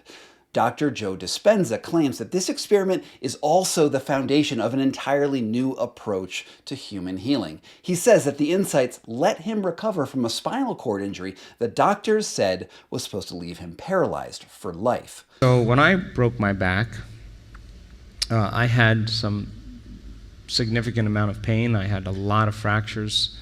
Dispenza claims that his quantum healing techniques heal thousands of people around the world, from everything from autoimmune diseases to anxiety to cancer, while at the same time also allowing them to reap incredible fortunes through the spiritual power of positive thinking. There's information in their blood that causes them to be immune to viruses, any virus. Will you see interdimensional beings? Absolutely. You have the brain chemistry to do it. Don't stop it. And the science is so important because it helps us to take these ideas from pseudoscience. When you see people that have had spinal cord injuries or strokes or neurological problems, when you see them healed, you know then that it's possible for you. Does this all sound too good to be true? Well, before you skip to the next video, you at least need to hear about the experiment. René Payoc's dissertation at the University of Nantes in France on the power of love in its rawest and most powerful form. And to give credit where credit is due, the idea was ingenious. As you might know, baby chickens imprint on the very first animate object that they see. Usually that's the hen that laid them, but occasionally they might see a dog or a farmer or literally anything else that moves and then follow it around wherever it goes. Watch what happens when the duckling discovers its first moving object. After just minutes of exposure, the duck eagerly approaches and follows the toy everywhere, just as it would normally follow its own parent. Now, Payoc presumed that the feelings that the chickens had is love in its purest form, and that maybe that power, that feeling of love, changes matter on a fundamental level. So here's what he did. He created a robot called the Tychoscope, whose sole purpose was to move around in random directions in a room. Think of it as like a Roomba, but with no practical vacuuming use. Now, under ordinary circumstances, you would imagine that the Tychoscope would, just like a Roomba, use that random motion to cover the entire area of that room, more or less in a uniform way. But Payoc had this trick up his sleeve. He believed that if the chickens imprinted on the robot and that the power of their yearning was truly, truly powerful and transcendent, it would influence where the robot went, attracting it in their direction. To give them just a little more incentive to yearn just a little harder, Payoc placed a candle on the robot's head and then turned off the lights in the room. Now, if you were a baby chicken, you'd probably want to be near the only light source, especially when that light source was the thing that you imprinted on and were in love with. Payoc hypothesized that the robot would respond by spending more time on the chicken side of the room than the empty side. Now, over the course of the year, he repeated 6 different related experiments almost 700 times. And well, this is what his data looks like. With no chickens present, the robot followed a random pattern. But when under the influence of this chicken love, this is what happened. I mean, those results are stunning, mind-bending even. To quote his conclusion, "It is difficult to invoke coincidence when this phenomenon verified during each of the 6 experiments." All right, sorry for the French accent. I had to do it. Anyway, think about it. The power of this chicken's yearning somehow altered the random number generator that was moving the robot around the room that had literally no consciousness behind it at all. What could be happening? Was this proof of the power of love, that it can warp the material world? Is it literally the law of attraction at work? Well, Dr. Joe Dispenza thinks that it all has to do with the quantum field. He devotes a chapter to this experiment in one of his best-selling books on energy healing, posts about it on Instagram, and regales his audiences time and time again about the astounding power of chicken imprinting in this 40-year-old experiment.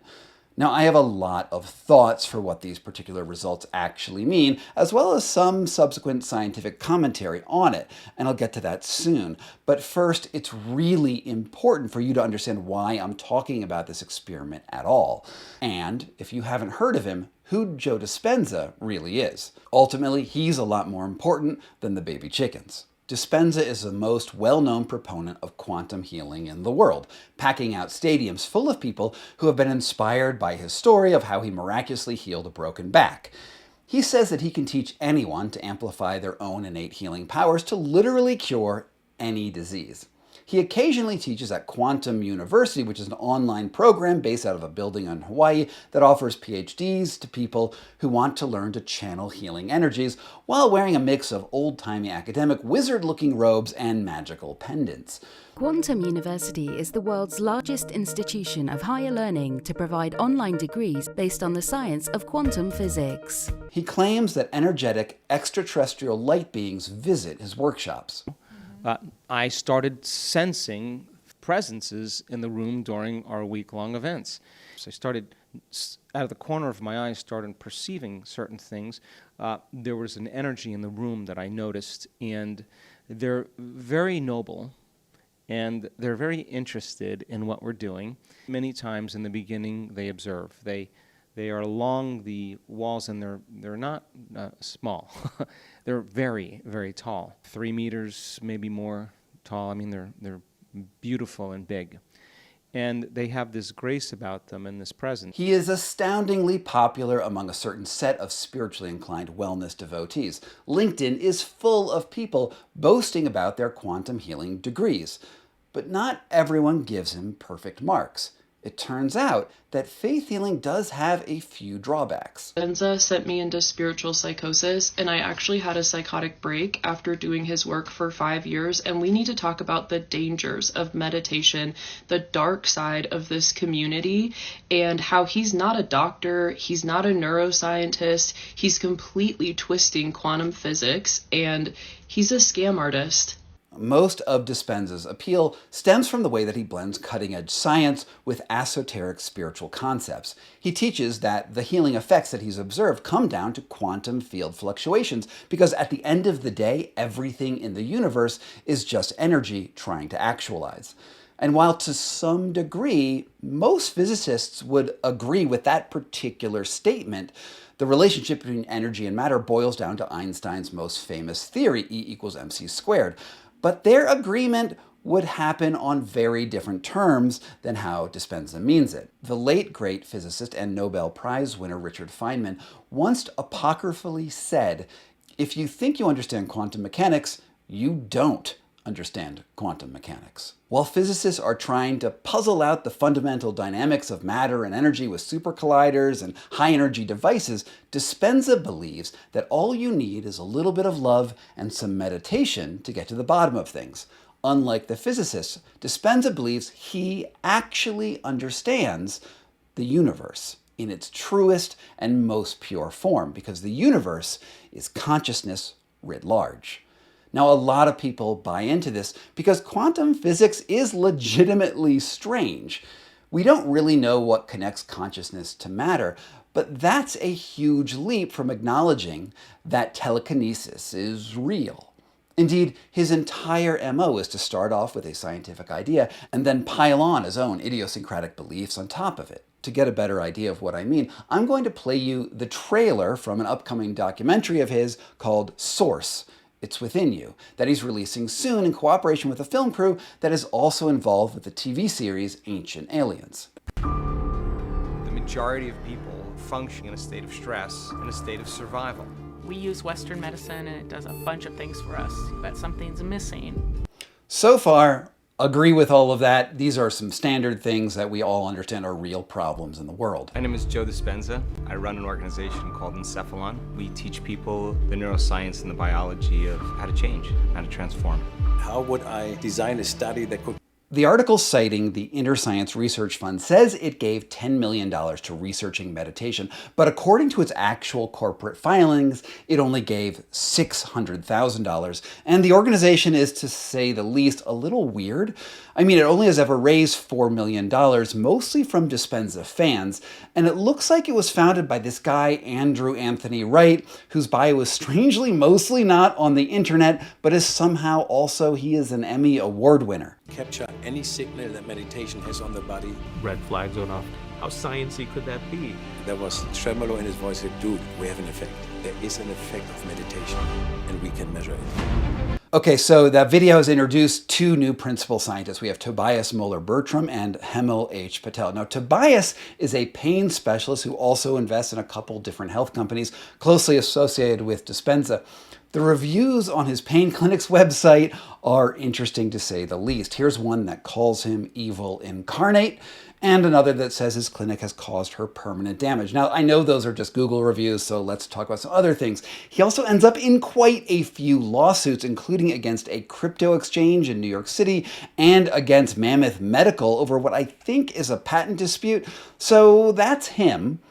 Meanwhile, Patel is an anesthesiologist at UCSD and ostensibly the person receiving the grant. Now, it's notable that all of the scientists in this project so far are in one way or another pain management experts, not virologists or cancer specialists, but specialists in the most subjective field of medicine. Pain management is fascinating because the pain, it happens in your head, even if the signals are coming from your body, which makes it very susceptible to things like meditation and the placebo effect. Moving on. For the first time in the history of meditation studies, a group of scientists have discovered something really profound that's happening inside someone's body when they apply this formula. Okay, that is just patently not true. It is not the largest meditation study by any important metric. According to the paper they linked to, they only had 200 survey respondents and 85 meditators at one of Dispenza's own workshops. There have been hundreds of meditation studies over the years, many with thousands of participants in them. Here's one that I found from 2018 that had 3,000 meditators who all had brain scans of their amygdala, which incidentally shrunk after meditation. Doing is we are quantifying how powerful the mind is. Okay. This is Michelle Poirier. Sorry that my face is in the middle of this. She's a super strange case. Okay, so she has a real PhD in molecular biology from 1998 out of California, and she even taught at Johns Hopkins University, which is legitimately impressive. But then, after about 10 years, she left the job to become a science writer and consultant before taking a job as a scientific coordinator at a company called Metamorphosis, which I have learned, according to her email address, is a life coaching company. So doesn't quite have the credentials that she started out with. Something weird happened, and I'm not sure what it was. We apply the same protocols to run pharmaceutical study. We have never seen data. That means we have data. Suggests that you're changing. Their brains look like people who have been meditating for decades. I have never seen data like this. Whatever these individuals did was able to change the biology of a cancer cell in a dish. Honestly, none of that is actually super surprising in the least. Lots of things change in petri dishes, which is why we have a whole method of studying called in vitro. And there's simply no test to say what brains look like after 10 years of meditation. We don't have a control group or baseline for that and constant studies. So that all seems really, really suspicious. Let's just finish this out. By the end of that meditation, I didn't need the wheelchair at all. He said, Charlie, there's no cancer. Oh my God. God. There was nothing, it was zero. Absent. Date numbers. Our data suggests 75% cause and effect. It was like having a second chance at life. Okay. So we're just literally in the faith healing section now. What does it even mean by cause and effect? How can that be delivered in a percentage? And come on, people getting out of wheelchairs, that is like classic faith healing. Part of that community that believes in possibility, that believes we're greater than we think, more unlimited than we could ever dream. And all I offer people is my greatest understanding of the truth. We have just scratched the surface. This is just the beginning to understanding our human potential.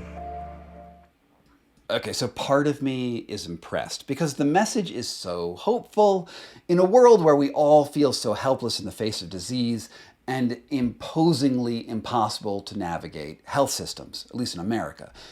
Hey, breaking in here for a moment to remind you that what I am doing here, this sort of journalism, is community supported by my amazing crew over at Patreon. So if you want to be sure that this stuff still gets online, check out the links down below, and maybe you'll see your name in the credits at the end of this video and future ones that I put out.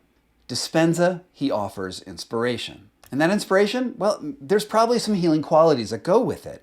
That's what the placebo effect is about, after all. But it's not all that interesting to say that meditation causes changes in the body. It's not big news. We've been seeing science that backs that claim up since at least the 1980s when, fun fact, my uncle did the first studies on improved coronary health with transcendental meditation. And there is a story to that. It is fascinating. And I wrote about it a little bit in my book, The Enlightenment Trap, but I cannot go into it because it will be a huge diversion that I'll have to share for another video.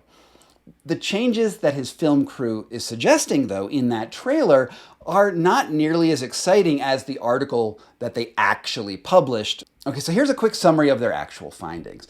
Meditation might be helpful for COVID infections as long as you also get ordinary medical care along the way. That was the study that they were actually doing. Most of their results hinged on survey results, like did you feel better about COVID or not? Like that is not an amazing data point. Any of their claims that this small finding means that they can cure anything with meditation is an enormous leap.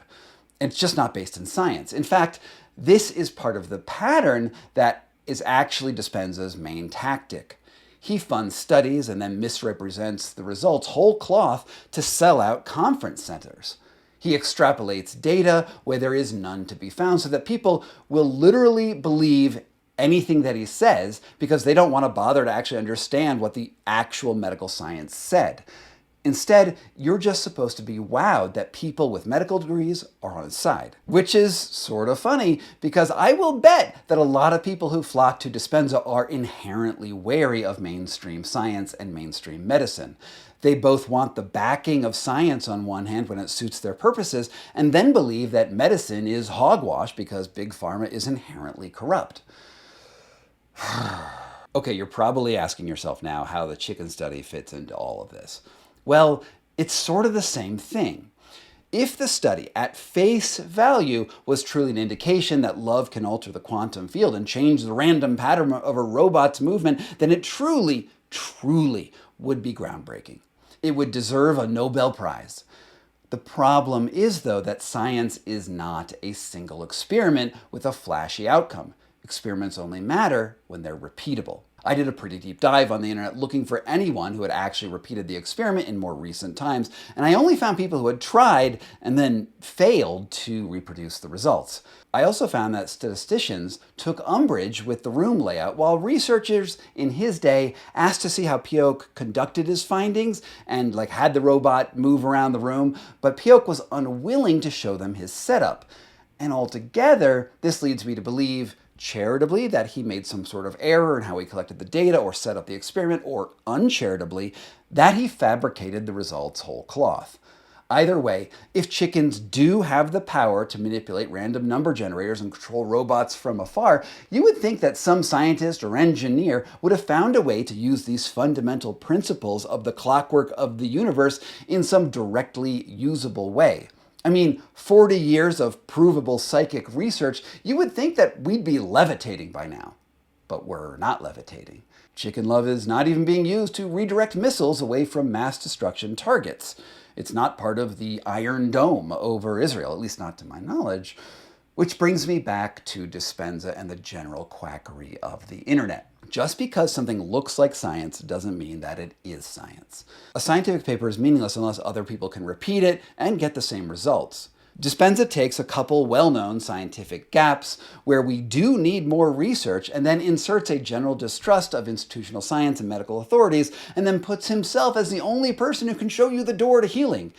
He believes that he is the mechanism of action, so he's no different than any other faith healer out there.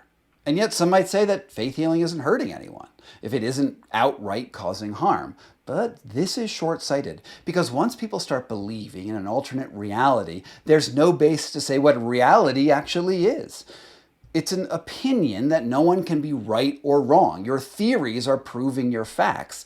In a philosophical conversation about the meaning of life, it might not matter, but in human healthcare, it is life or death. And this is where things get really, really crazy. Because once someone starts to buy into Dispenza's chicanery, pretty soon there is no looking back. What starts out as thinly veiled spiritual mumbo-jumbo with a veil of science to cover it transforms into full-blown channeling of ancient spirits, alien communication, and the furthest reaches of disassociation from reality altogether. Of course, you are paying thousands of dollars for this along the way, and that is a real hit to many people's wallets.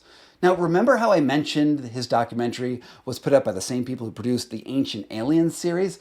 That's because Dispenza talks to aliens through his pineal gland. As we activate the pineal gland, it acts like a radio receiver. Now, is it really worth it for me to respond to this? Should I talk about how extraordinary claims need extraordinary evidence?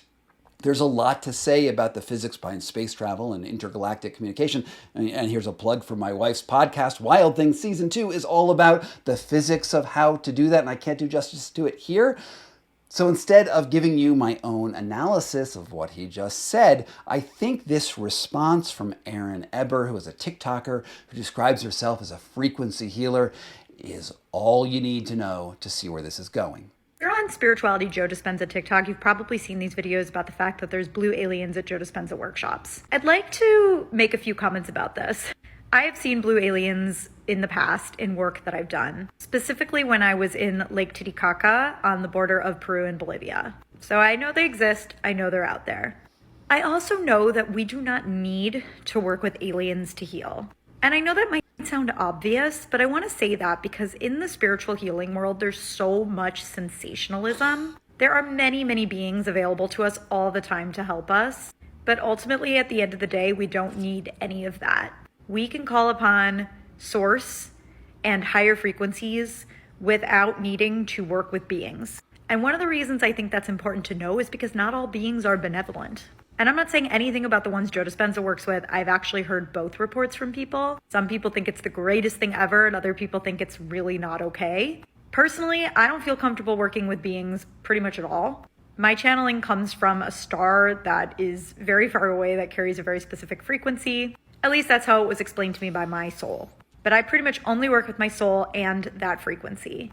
And something I like to remind people of is that you just don't need things to be fancy or crazy or like very descriptive stories. You know, you don't need to like meet God in ayahuasca to have healing. It's all available to us all the time, whether we see it or not, whether we've put a story like aliens on it or not. You don't need to go to a $6,000 Joe Dispenza workshop to get the healing. There are so many healers out there that work at affordable prices, people channeling and working with very beautiful energy. You do have to get good at being able to tell who's working with what, which takes time and discernment. And I will end saying that when I first discovered my sound healing frequency that I work with, one of the ways I first realized what it was doing was because I did a sound in a group ceremony that had two people suddenly releasing entities that were attached to them. Because entities literally cannot handle that high of a frequency. And then those two people had to be worked with for like a good 45 minutes in order to make sure that the entities were cleared. One person knew the entity was there and the other person didn't. And I have noticed that my frequencies can really scare people if they have entities with them, especially if they don't want to release those entities. Because sometimes people have entities to make them feel more powerful. Think a lot of people in high positions in our world. Anyway, there's so much more I could talk about with this, but it's just like, don't fall into the sensationalism. Everything you need is available to you. My goal is not to make fun of this lady as much as it is to say, when you abandon science, when you abandon the idea of cause and effect and let your theories rule the roost, then you have conversations like this. When you accept that aliens are visiting your workshops and there's no evidence of that you can, point to and verify, then you get the people saying that, well, maybe their aliens are better than your aliens. And it leads to how many angels can you fit on the head of a pin? Rather than going down this endless rabbit hole where theories are driving the facts, I think we need to take a moment to say that science and the careful observation of data that you get with, the medical industry for all its problems, and there are so many problems with the medical industry, things that just make me so angry.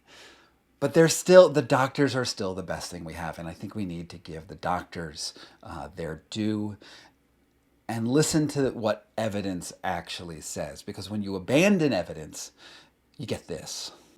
All right, we're back again, and that last bit with the blue alien woman is probably my favorite clip that I've ever used on this channel. And 2 years after that video came out, that woman actually reached out to me and hit me with a copyright strike for using it. Fortunately, I had it overturned after I pointed out to YouTube that she can't use the copyright laws to silence journalism. That's not what they're designed for. And it is still a short that I replay every now and then on like my Substacks and various internet sites where you find my stuff. It's just magical as far as I'm concerned. Up next, I have one of my favorite videos. It's one that I spent more than a month reporting about a purported health elixir. It's called Feel Free. That was being marketed directly from people who are recovering from alcoholism and heroin addiction, but is actually more addictive than those substances and is sold at gas stations everywhere. Introducing Exotic Plants' Deadly Consequences, the Feel Free story. This is Feel Free, a health elixir designed to be a replacement for alcohol that provides relief from anxiety, improves focus, and makes people more at ease in social situations. It's a productivity enhancer.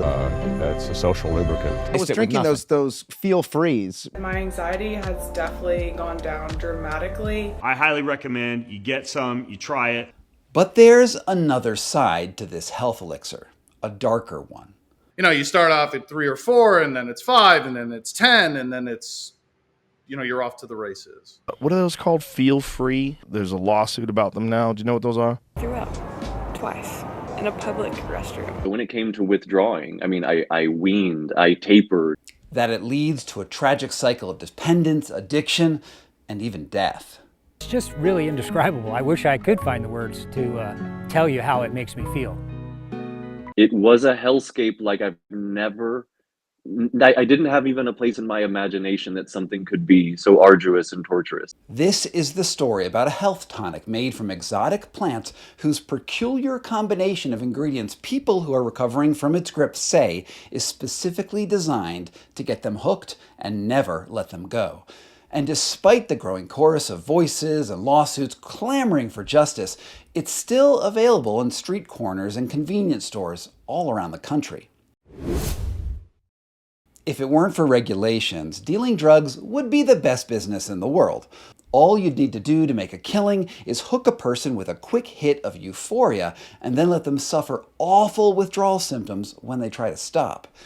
A few weeks ago, I put out a video about a man who fled New Zealand after he was convicted in a massive real estate scheme.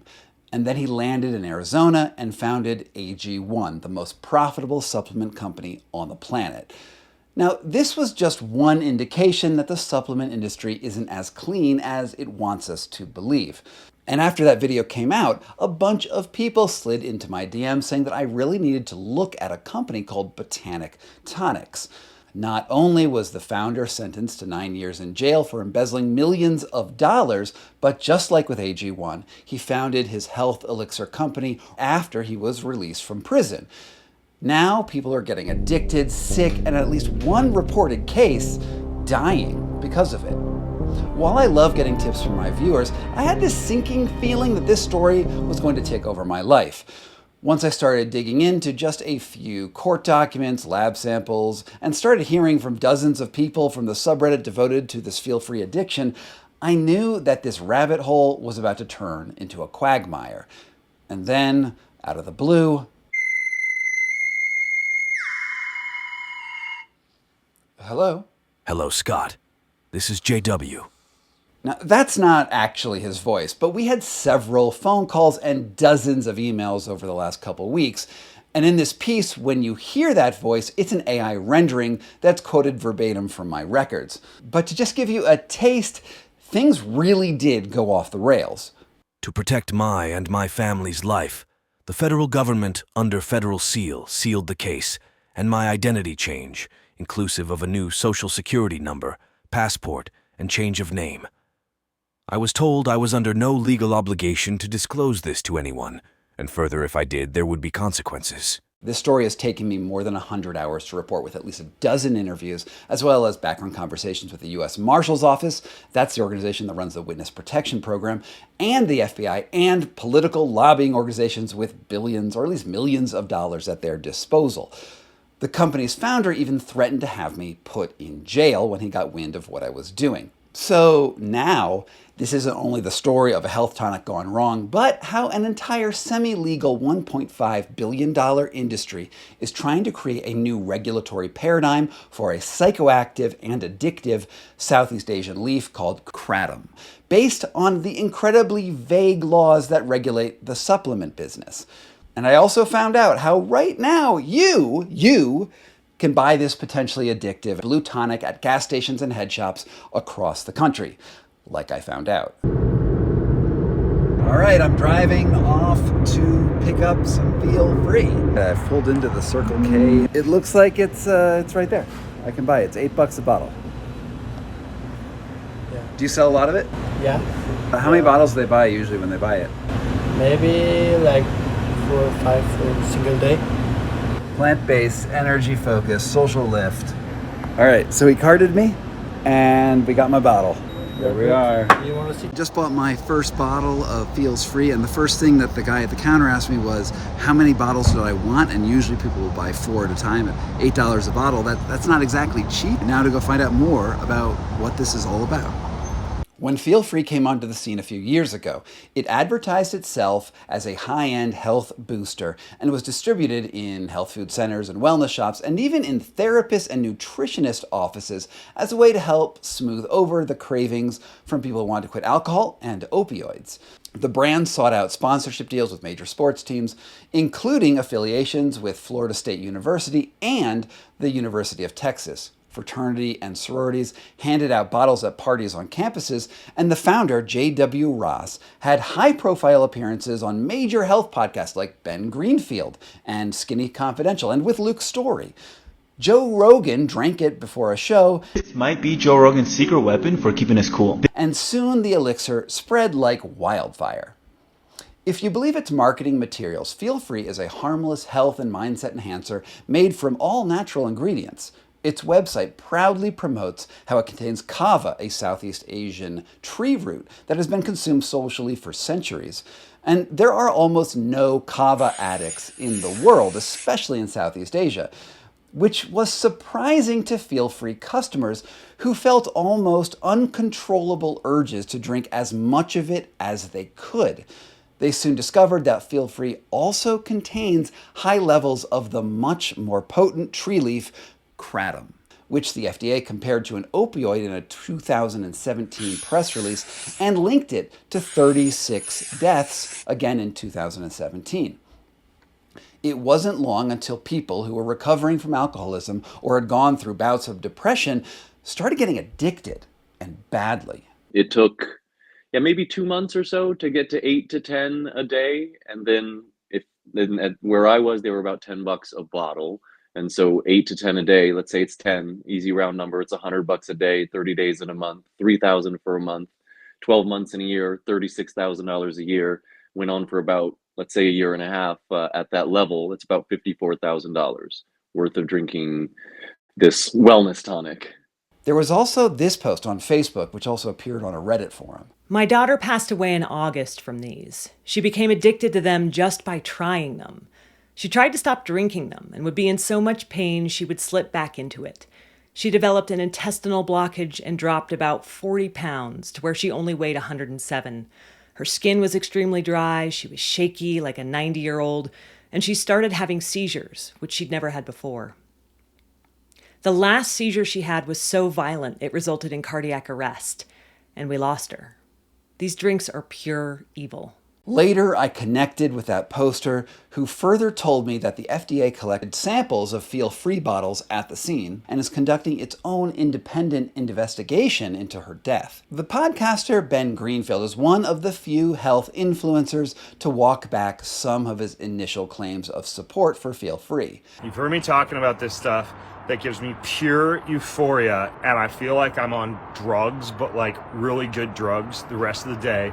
Burns clean, crushes appetite cravings, crushes any desire for even things like wine or weed or anything like that at night. Workouts better, sex better, recovery better, talks better. So I'm going to show you what it is. It's called Feel Free. Tiny little bottle, phenomenal cosmic power. I've been drinking 2 a day now. Feel Free paid him an undisclosed amount to be on his show, as well as affiliate deals for products that he sold online.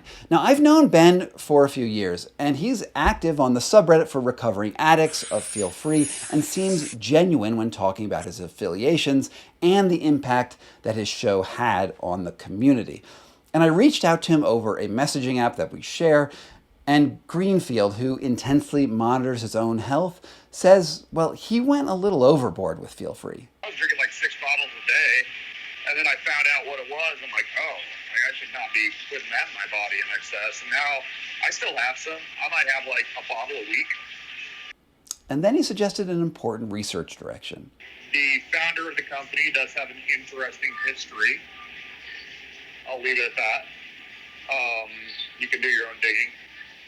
The podcasts that I took down because Feel Free asked me to take them down. They said that it was because they might be under some scrutiny for illegal marketing practices or something like that. Now, of course, I'd already been digging into the founder's history. But before I dig into that, let's pause for a word from our sponsors, by whom I mean you.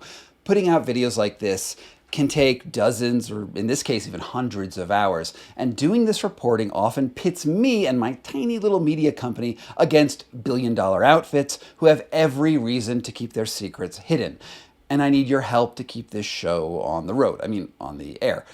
The first thing that I'd like to ask of you is to hit that like and subscribe button to help the algorithm do its algorithm thing. And then also send this video to a friend who might not know about the addictive potential of this gas station tonic. But even more importantly, I've come to learn that I am doing my best work right now on Substack, where I can post newsletters that go along with my videos and even give early access to subscribers who can pitch in a few dollars a month. I know that my work is saving lives, and you can be part of that journey. And so that's my pitch. You can find links to all of that right down below in the pinned comment at the top of the comment section.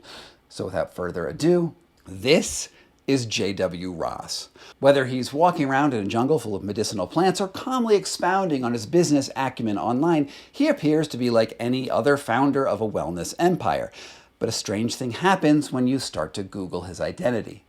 Before a few years ago, well, he's a ghost. Basically non-existent. That's because his real name, it's not J.W. Ross, it's Jerry Cash. He's the former founder of an oil exploration company in Oklahoma who got caught stealing millions of dollars in a money laundering scheme.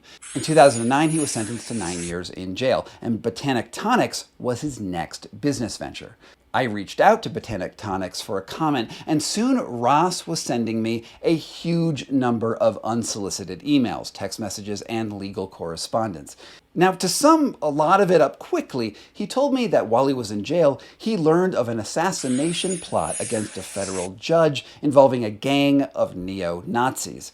He traded evidence of the plot for a reduced sentence and immediately entered the Witness Protection Program. He sent me a threatening-looking legal letter that suggested that if I reported on any of his prior crimes and connected his former identity to his present one, he would use his position in the Witness Protection Program to get me thrown in jail. So I am used to sources inventing fantastic stories and threatening me to stay quiet and outright lying to me, but this one, I have to admit, it was new. How do I balance the directives of a witness protection program against a news story in the public interest that exposes a potential dangerous drug on the market? Clearly, the founder's criminal past is relevant to assessing the company's claims that it's totally safe and non-addictive. If you knew that this guy, walking through a kava forest, also shared a cell with a neo-Nazi and had stolen millions of dollars right before that, that could color your judgment about his health claims. So I called up the FBI and the U.S. Marshal Service to try to understand if J.W. Ross was being straight with me.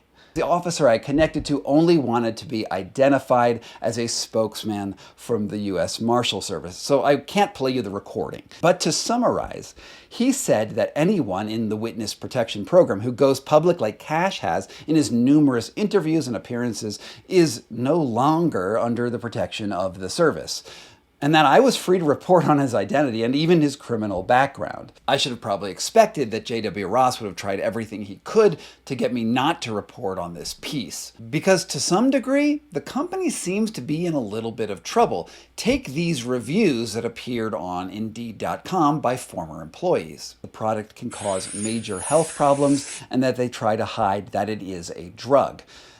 They also said that they start every single day never knowing whether they're going to be shut down by the feds or not. Part of that sense likely comes from a class action lawsuit that was recently filed that alleges that Botanic Tonics knowingly distributed a dangerous addictive product to the public. The suit says that initially Feel Free called itself a kava preparation, but willingly omitted any mention of the more powerful psychoactive leaf in its ingredients, kratom.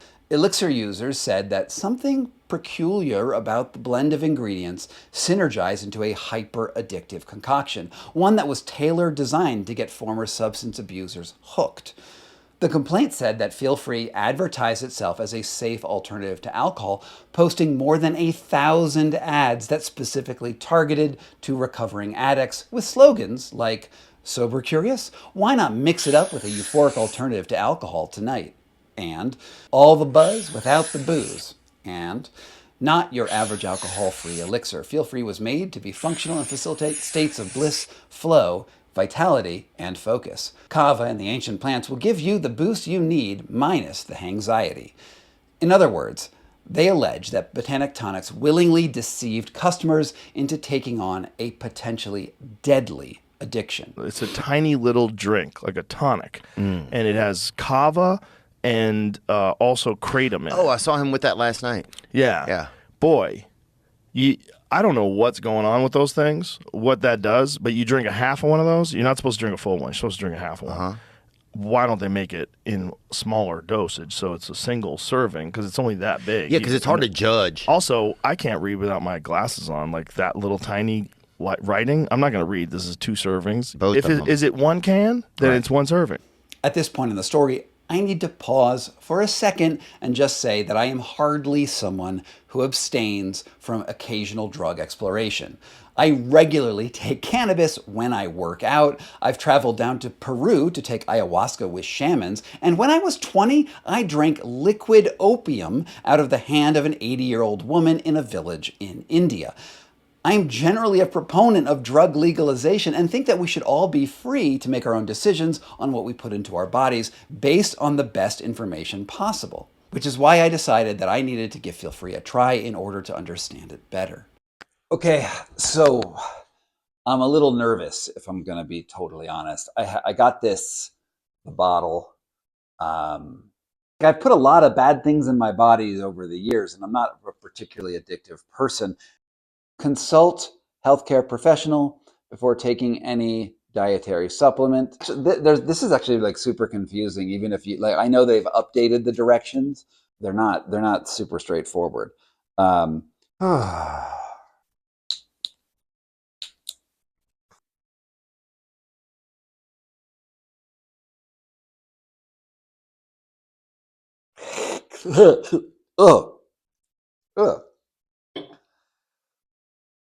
Oh God, it's nasty. Really bad citrusy chocolate. Someone told me that you feel things immediately, and I'm feeling something. The second it got in, mouth's like slightly numb. Ugh, it really is disgusting. So if the next video I come out looking like Gollum, totally addicted, drooling out of my face, you know this was a really bad idea. All right. It's been about 5 or 10 minutes since I took it, and I do understand why they think it would help you focus. Is this somewhat like Ritalin, possibly? I do feel a little nauseous in my stomach. I don't think I'm going to become Gollum. I don't think I'm going to become Gollum. I got into this groove about 10 minutes after taking the shot, and I got a lot of work done. And then now I feel like a little bit unfocused. I feel a little bit warm. And there's this voice in the side of my brain saying, you should take some more. And you should get right back to where you just were. And I find that interesting because, one, I don't usually talk with hand puppets. I don't usually have those sorts of addictive thoughts. And now I feel sort of just groggy and, I'm just sort of low. I would guess if you intensified this by orders of magnitude, doing this over and over again over the course of years or months with many, many more bottles, that down that I'm feeling now could be way, way worse. It's been 5 hours since I took Feel Free, and it feels like the day after you smoke a lot of pot. Like it feels like last night I smoked a lot of pot, and Today I woke up and I feel really just groggy and just not super motivated to do stuff. And I get it. I get what the addiction cycle is like. That's what Feel Free is about. You feel free for a few minutes and then you want to go back on it. So yeah, I get why this is so addictive. I can only tell you what I felt while taking it. For a more scientific understanding, I had to reach out to an expert. I'm Cornell Stanchu, and I am a clinical addiction psychiatrist. Stanchu says that Feel Free is different from other kratom products on the market because of the peculiar relationship between kava and kratom. The combination of these two botanicals certainly is concerning. Both kratom and kava can inhibit metabolism of certain pharmacological agents, but also of each other, which increases their potency. There's also the issue of kratom products that are available on the market right now. Capsules or liquid extracts, which extract just the highly potent compound from the kratom plant and really concentrate it to where one could ingest a capsule that may be the equivalent of, say, 3 trees worth of leaf. It's very dangerous for the consumer. And again, Feel Free is far from the only company selling kratom in America. There are dozens, if not hundreds, of different companies that sell various iterations of powders and elixirs that make claims as varied as the leaf being a great way to taper off your harder drugs, all the way to their own concoctions being legal morphine, which is quite a spread. While I would love to do a deep dive into that kratom industry as a whole, just reporting on Feel Free has pretty much taken over my life. So if you are looking for that sort of deep dive, I would like to direct you towards this amazing investigative feature series by the Tampa Bay Times last year, where a team of reporters uncovered the full stretch of the kratom empire from Southeast Asia through the ports in Oakland all the way to Florida. They found numerous distribution and processing centers in Texas, Colorado, and Georgia, and cataloged more than 500 deaths in Florida alone.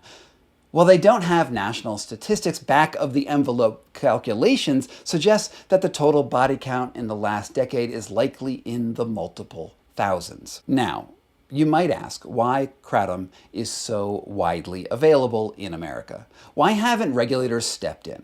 Well, the fact is that they tried. Back in 2016, the FDA petitioned the DEA to list kratom as a Schedule I drug, so dangerous that it wouldn't even be available for medical study. But by that time, kratom already had a sizable market and enough money to hire lobbyists like Mac Haddo from the American Kratom Association. My involvement came when the president of the AKA at the time called me and asked me if I would join their lobbying team because I have had extensive experience in dietary supplements. I previously worked with Orrin Hatch, who was the champion of dietary supplements. And I worked with him on the enactment of the Dietary Supplement Health and Education Act in 1994. That's right. This is the same lobbyist that made it almost impossible for the FDA to regulate the supplement industry beyond labeling their products accurately and not making specific health claims. So there was a 1994 act that prohibited the FDA from regulating supplements before they went to market or testing them for safety or efficacy before going to market. So basically, it's up to the manufacturers to make sure their products are safe and effective, and we're just going to trust them, and then they're going to go on the market. Which, of course, ushered in a whole world of billion-dollar supplement grifters. For more about that, see my video on AG1 or even the work that I've done on Andrew Huberman over the last few months. Here's Haddo again. No vendor in the kratom space is permitted to use a therapeutic claim on a product in order to convince a consumer to purchase their product. That's barred by law.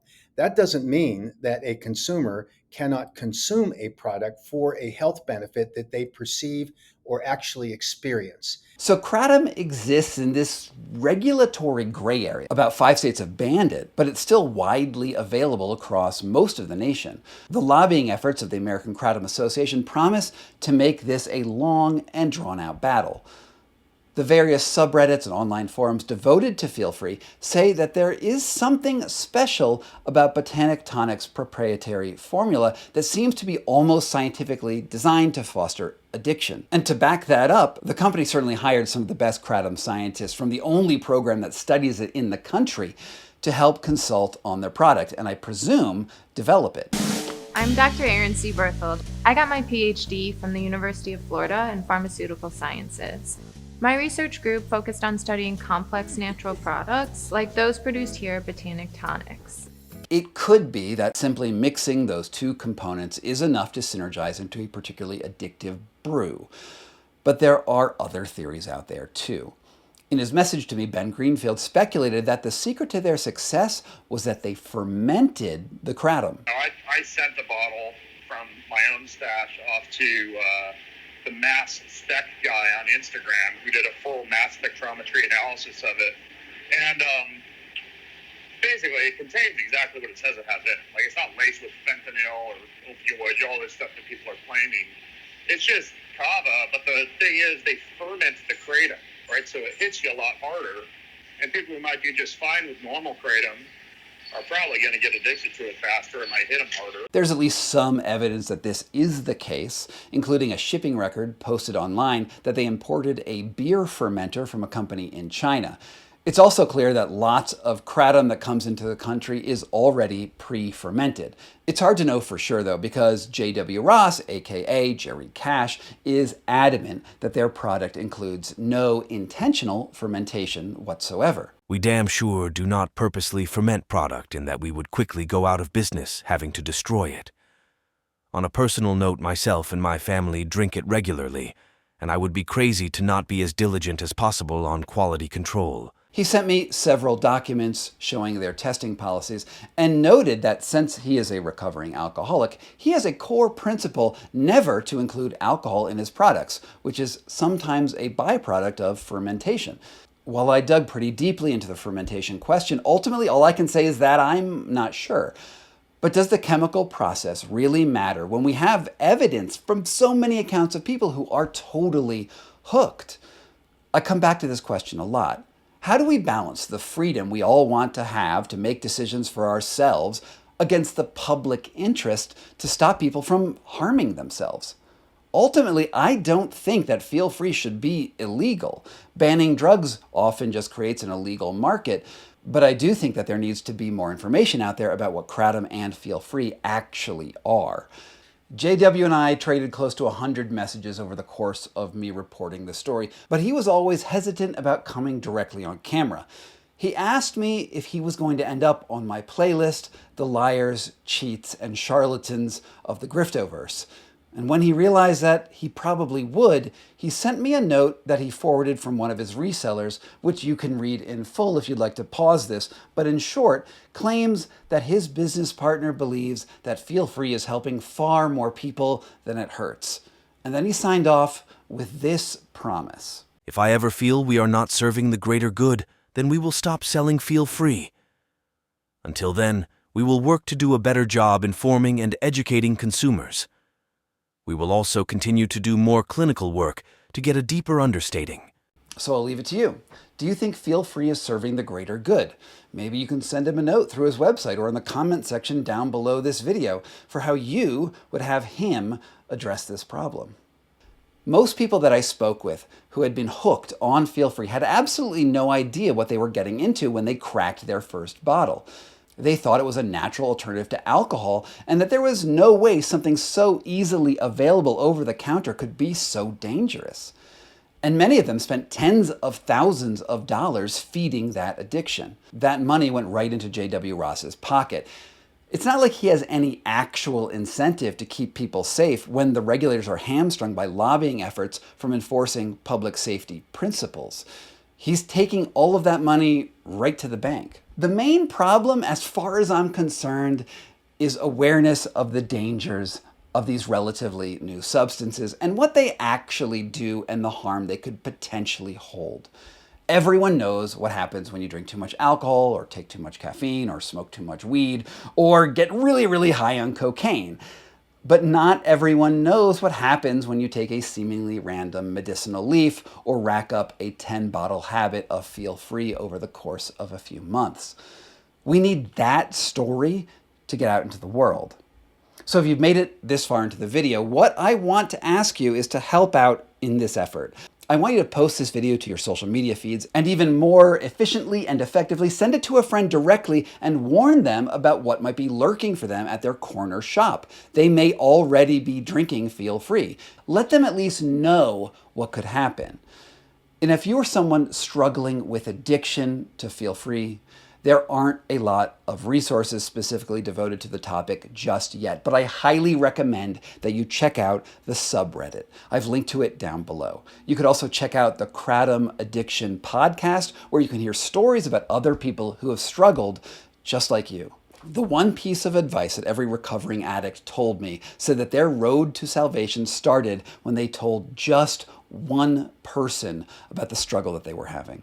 There's a lot of shame in admitting that you have an addiction, but taking that first step will make all of the difference. And remember, there are thousands of people just like you struggling with the same things. Congratulations. You have made it to the last video in my series. I hope that your road trip or your laundry or your workout or whatever it is that you're doing is going great. Now, to round off this investigative compilation, we are going to travel to Harvard, Massachusetts, to one of the most promising longevity scientists in America, the man who invented the idea that red wine could add years to your life. Introducing the true story of David Sinclair's longevity lie. What if the key to a longer, healthier life was as easy to achieve as taking a simple and scientifically proven pill? Well, what I'm going to tell you tonight, you would find extremely difficult to believe is true. But one day we could be 80, but biologically 30. It sounds amazing, but yeah, it does kind of sound too good to be true. None of these claims are sound in the experimental literature. This guy took Glaxo to the cleaners. A few years ago, the world's largest pharmaceutical company put out a scientific paper that said that all of this science was wrong, dead wrong. I knew it. But what would happen if after this scientist's work was roundly rejected, he found another pill? And amen, and amen, and amen. And this time, he was sure it would work. Harvard professor David Sinclair got away with $720 million and is using the same strategy to do it again today. Now, what things are you talking about that could possibly turn it back a decade or more? And who do I have to blow? Yeah, you can blow me, but... That would be quite a story, wouldn't it? The immortality grift is as old as humanity. It goes back at least to the Epic of Gilgamesh 5,000 years ago, when the hero of that tale went on a quest to bring back his best friend from the dead, and then failed. It has been the purview of Chinese soothsayers, gold-eating alchemists, and even inspired Ponce de Leon to search for the Fountain of Youth in Florida. What do you think the Egyptians were doing with those tombs? Nobody wants to die. People want to live forever. In all that time, and with all those broken promises and failed quests, it goes without saying that no one has grasped the secret to eternal life. And despite that abysmal track record, every single generation has launched its own breed of immortality grifters. And they all claim the same thing. Somehow, all the earlier generations were wrong, but this time, things will be different. Because they have the secret sauce. And in every single generation, kings and titans of industry sunk their vast fortunes into speculative ideas that have, so far, never paid off. This is the story of the most recent iteration of the immortality grift. And while there have been many people offering up eternal life, from uploading brains to the cloud to cryogenics, the most notable longevity biologist in the last 25 years has been the Harvard geneticist David Sinclair.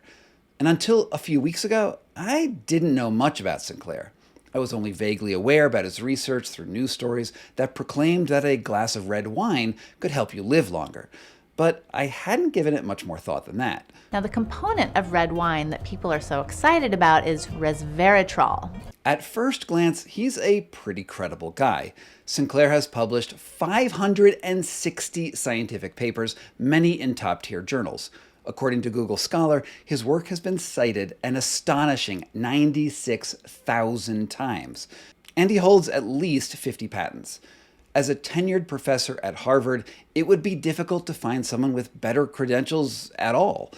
He seems like the real deal, a beacon of scientific innovation and hope.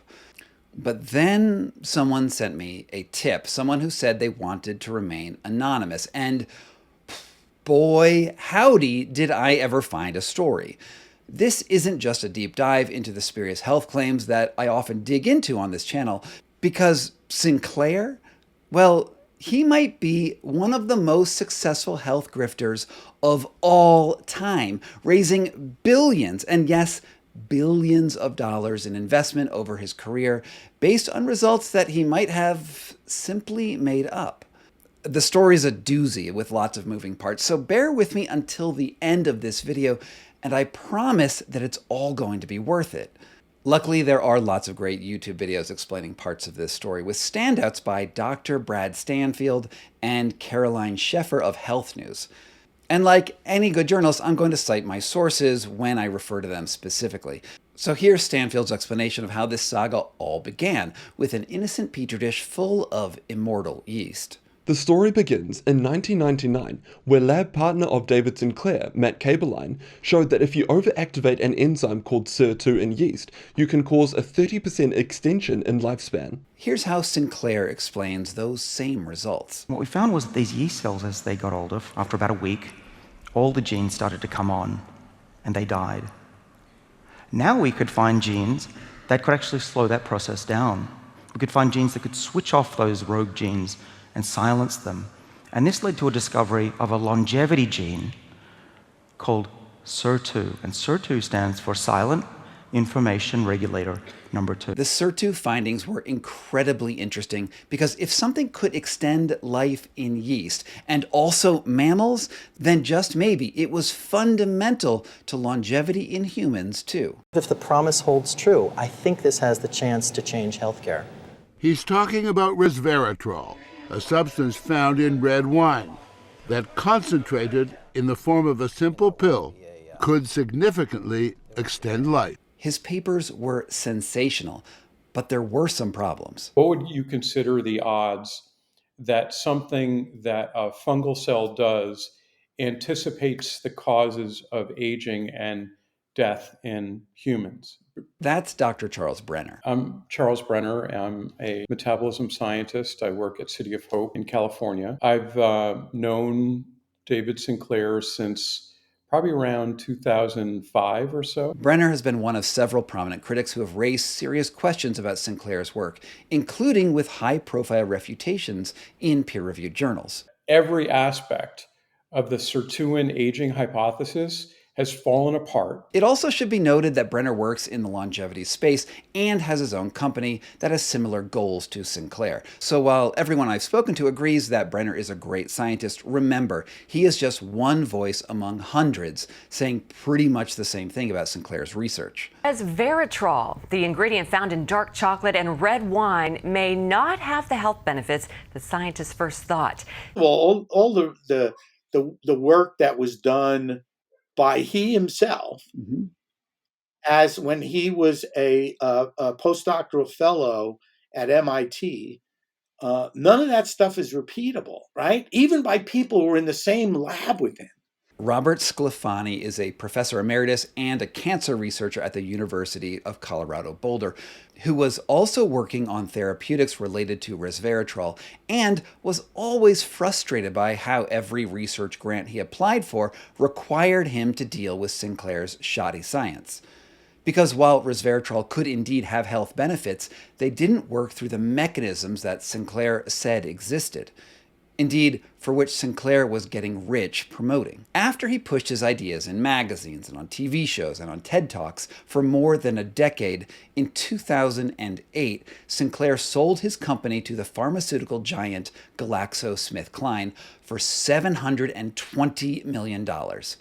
Even a slight statistical improvement in lifespans would make them billions of dollars in profit. The marketing guys loved it, but according to Sclafani, they were blindsided by the potential profits and didn't listen to their scientific cohort. they bought his company for almost $1 billion. So I have to know some people at Glaxo, all right? And the inside scoop was the scientists were all against it. Don't do this. Marketing guys won out. They did. It was, and then the science were right. They said none of it's right. We can't repeat any of it. The Sirtu hypothesis was junk, and Sinclair made out like a bandit. I asked Sclafani how Sinclair had been able to hoodwink the scientific community. Why was his work continuing to appear in peer-reviewed journals if no one could reproduce it? They're all in on it. I mean, his big paper, which was in 2003, was published in Nature. It's a huge money-making operation. It's not a scientific journal. It's a magazine. They want flashy stuff so people can buy it. So his stuff was pretty flashy. His papers get accepted because people that are accepting his papers, he accepts their papers, right? And so it becomes this old boy network. Now, just to pause a second, I want to reflect how refreshing it is to hear a scientist with as storied a career as Sclafani's to tell it like it is. Like so many things in society, people with power and influence are able to get their way almost irrespective of what is right or even just. I've pointed out how this same old boy network has allowed scientists like Andrew Huberman and Peter Attia to use their positions to alter the scientific publication process. In Huberman's case, I even believe that he used his position at Cell Reports Medicine to get a scientific paper onto the cover, which would play well on his podcast, but it had no underlying merit. Because I don't think journals really, have encountered this before, where you have celebrity individuals, people like Peter Attia or Huberman, who have huge audiences, are not going to just run a trial or contribute to a trial. They're going to talk about that trial on their podcast. That's the purpose. Check out my series, The Liars, Cheats, and Charlatans of the Griftoverse, if you want to dig into these sordid details. But to underscore the point, this is probably the most important problem with science writ large in the world today. We want to believe that top-tier, peer-reviewed research is somehow immutably good, that the people involved are careful and they only want to reach the truth, that they will throw out results that don't check out because objective reality is more important than personal profit. And yet time and again, we find that greed is always the weakest link in the process. And according to Sclafani and Brenner, Sinclair was able to influence the publication process for his own personal profit, to the tune of almost $1 billion. The thing about old boy networks to keep in mind is that it means that Sinclair did not operate in a vacuum. This isn't the story about a lone bad actor. A whole network of people was involved. That's when Sclafani said something that really made me pay attention. It's the Harvard Corporation, okay? It's a for-profit, money-making institution. They're getting a piece of everything he does. He made millions and millions of dollars from that. Remember, Sinclair is a tenured professor at Harvard, and Harvard takes a cut of any IP that their professors take to market, even if that IP is ultimately based on a lie. So while Sinclair profited the most from his grift, the institution had every incentive to keep it going. It's a similar phenomenon that we see where top influencers all go on each other's podcasts and promote whatever junk idea the other is promoting. So long as everyone is playing the same game, it doesn't really matter if it's a crooked game. And if you want to go down that rabbit hole, go check out this video I did on the secret of influencer success that I did a few months back. After GlaxoSmithKline got taken to the cleaners, you would think that his career as a professional science faker was over. No one would ever want to take his advice again when he was so obviously wrong, right? Well, just you wait, because it gets so much worse. But just one second. All right, I'm going to keep this short. These videos are intensely difficult to produce, often pitting me and my tiny little media company against billion-dollar companies that want to shut me down for good. Like the time that AG1 hired the most expensive legal team in America to threaten me so that I'd take down a video that exposed its crooked founder.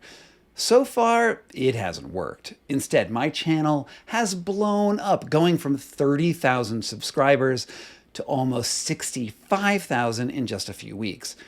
And this is where you come in to help me out. I'm doing my best work on Substack right now, and if you subscribe there, not only will you get my occasional newsletters, but premium members will also get access to my videos before anyone else even sees them.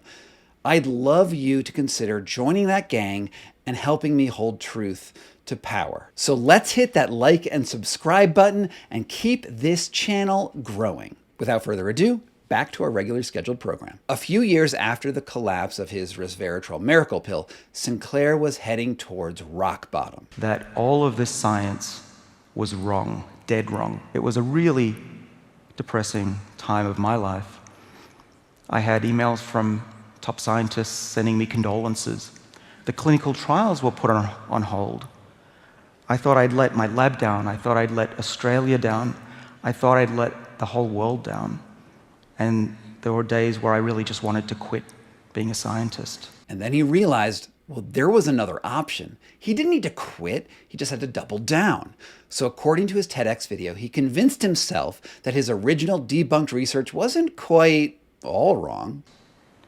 But the good news was, the silver lining was that it forced us in the lab to go back and really understand how did resveratrol and these other synthetic drugs actually work. So I pulled together a group of scientists, there were about 30 of us, and we set to work to understand what was true.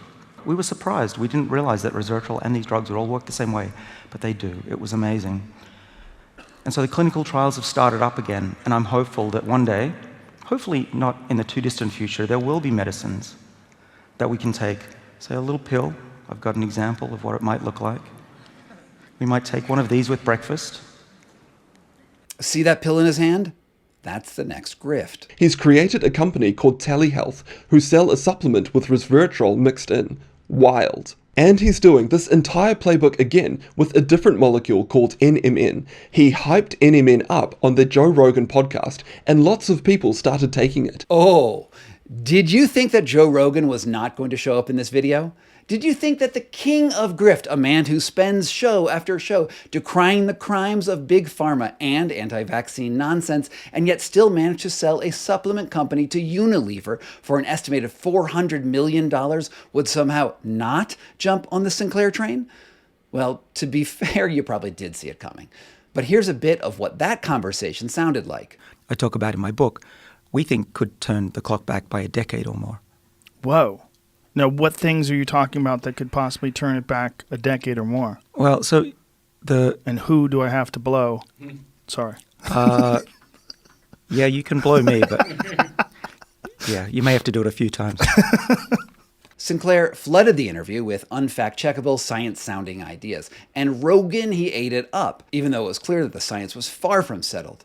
Rogan asked Sinclair what he must have thought was a hard-hitting question. You'd really have to be some sort of a guinea pig to try to fuck with this stuff, to go back and forth from taking it and exercising, not taking it, and exercising. I'm one of those guinea pigs. Absent any conclusive results, Sinclair declared that he was his own guinea pig and that the future was bright for the science of longevity. Soon, his simple secret ingredient, something found in all sorts of foods naturally just like resveratrol, would start to turn back all of our biological clocks. But forget Rogan for a second. To get a more erudite audience, Sinclair also took to the TEDx stage again, this time with a powerful video of two mice running on treadmills. And while Sinclair seems convinced that he knows which mouse is the better athlete, I've watched this clip about 20 times, and I'm still not sure if I want to put my money on the left one or the right one. One of these mice has been on the sirtuin activating molecule called NMN, nicotinamide mononucleotide. And hopefully you can guess which of these mice has been rejuvenated from an old state. These are really old mice. They're almost 2 years of age, and only one of them has been drinking NMN in the water. And if you pick the mouse on the right, you'd be wrong. It's the mouse on the left, obviously, and we published in the journal Cell in 2018 that this is possible to rejuvenate the cardiovascular system of mice and make it younger through the sirtuins. And we know it's working through the sirtuins because if we delete those genes, you don't get this effect on these mice here. Cool story. Dr. Brenner again. He's claiming that he's cured vision in mice. He's claiming that he has a company that is curing vision in non-human primates. he's claiming that he's reversed functional aging in mice, and none of these claims are sound in the experimental literature. Evidence aside, can you guess what happened next?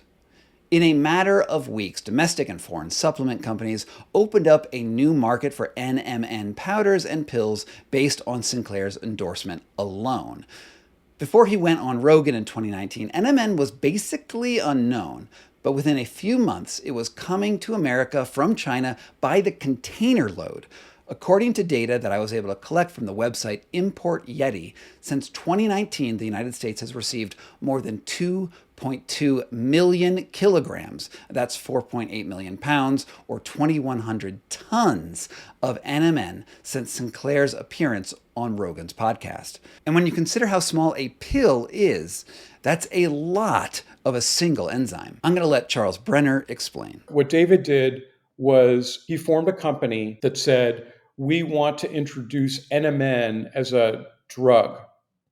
It's a slightly weird thing to do because NMN is a natural product. Yet his company was able to get a patent on the crystal form of NMN. They call that MIB66. And then they started human clinical testing. And when the FDA is notified that a company is testing something as a drug, that means it can no longer be used as a supplement. But because David talked about NMN in his book, he essentially created a demand for an NMN supplement industry. He told people he was taking NMN. Then he refused to tell them the source. And so that led to a proliferation of different companies. So largely, it's a totally fake space where people are just basically surfing on the David Sinclair aura that you don't have to age and that NMN is going to activate your sirtuins. But the problem is those companies are not doing any safety testing and usually don't have NMN in it. In fact, I happen to know that they make it using E. coli enzymes. And so it has an E. coli toxin in it. Yeah, that's right. Because it was so expensive to produce, many of the supplements that came to America contained E. coli toxins. Maybe you could argue that this was just capitalism doing its capitalism thing.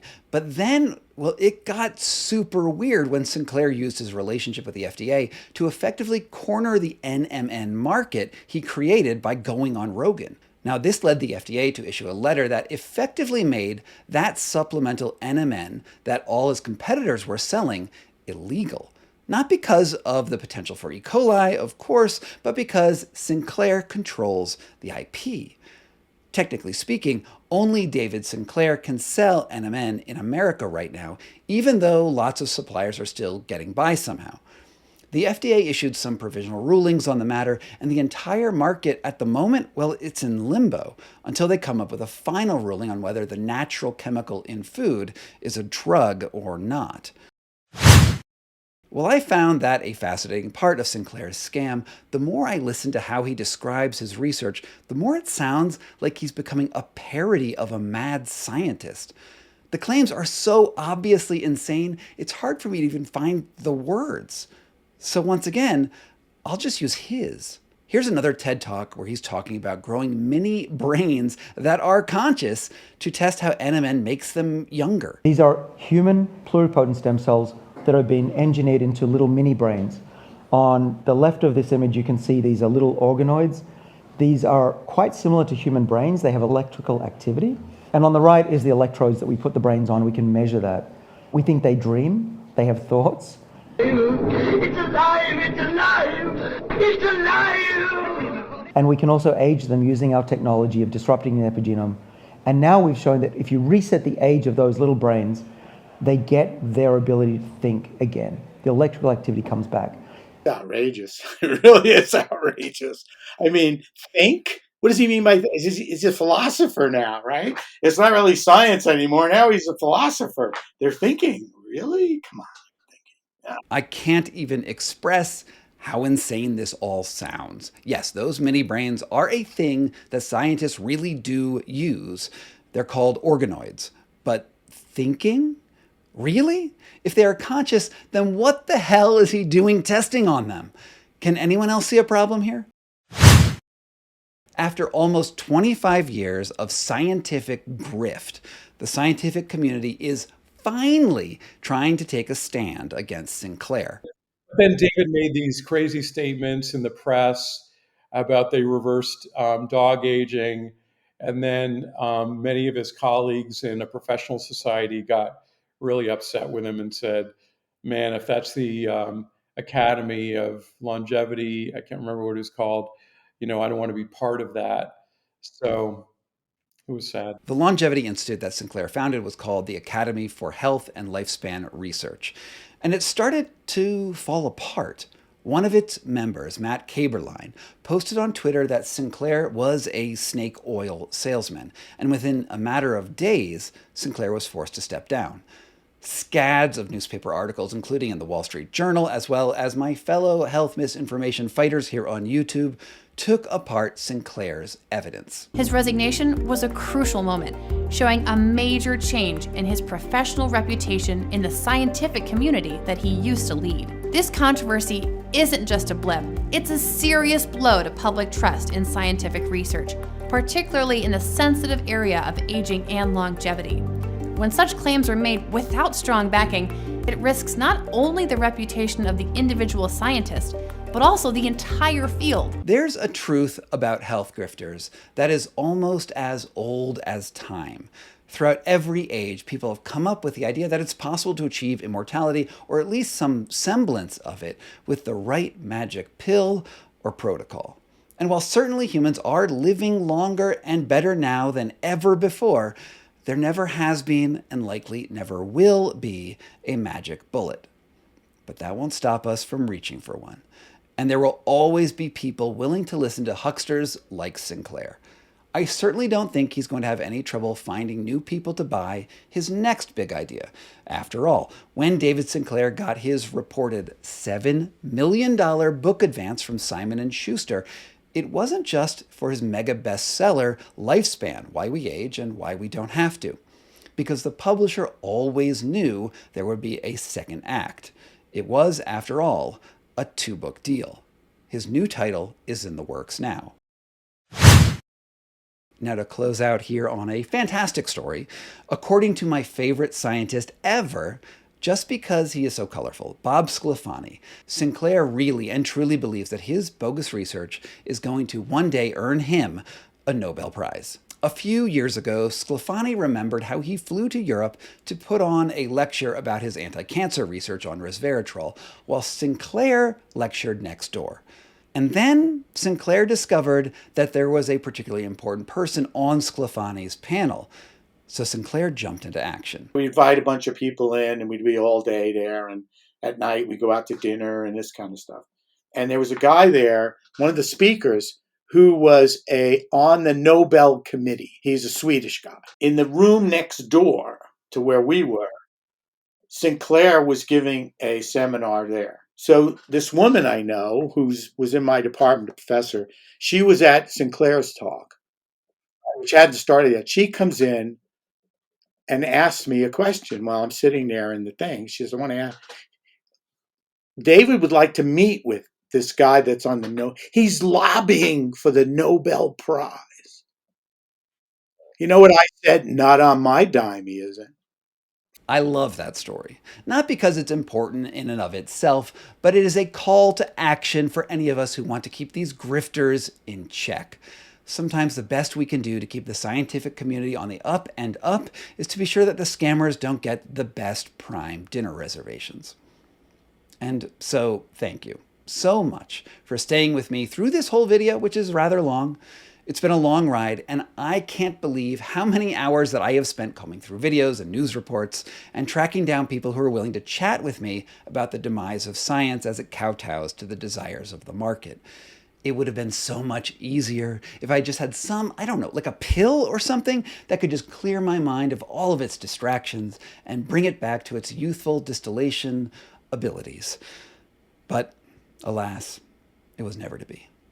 Oh, whoa. Okay, thank you so much for tuning into this entire, more than 3-hour video investigative series. I'm impressed with your stamina and your investigative spirit. Until next time, from Foxtopus Inc. in Denver, Colorado, this was Scott Carney Investigates. Thank you so much to my supporters here on Patreon and on Substack and even on YouTube who make this work possible. It means the world to me that you're here. And if you want to get your name on the honor roll, all you need to do is sign up at the links down below. From Foxtopus Inc. in Denver, Colorado, this was Scott Carney Investigates.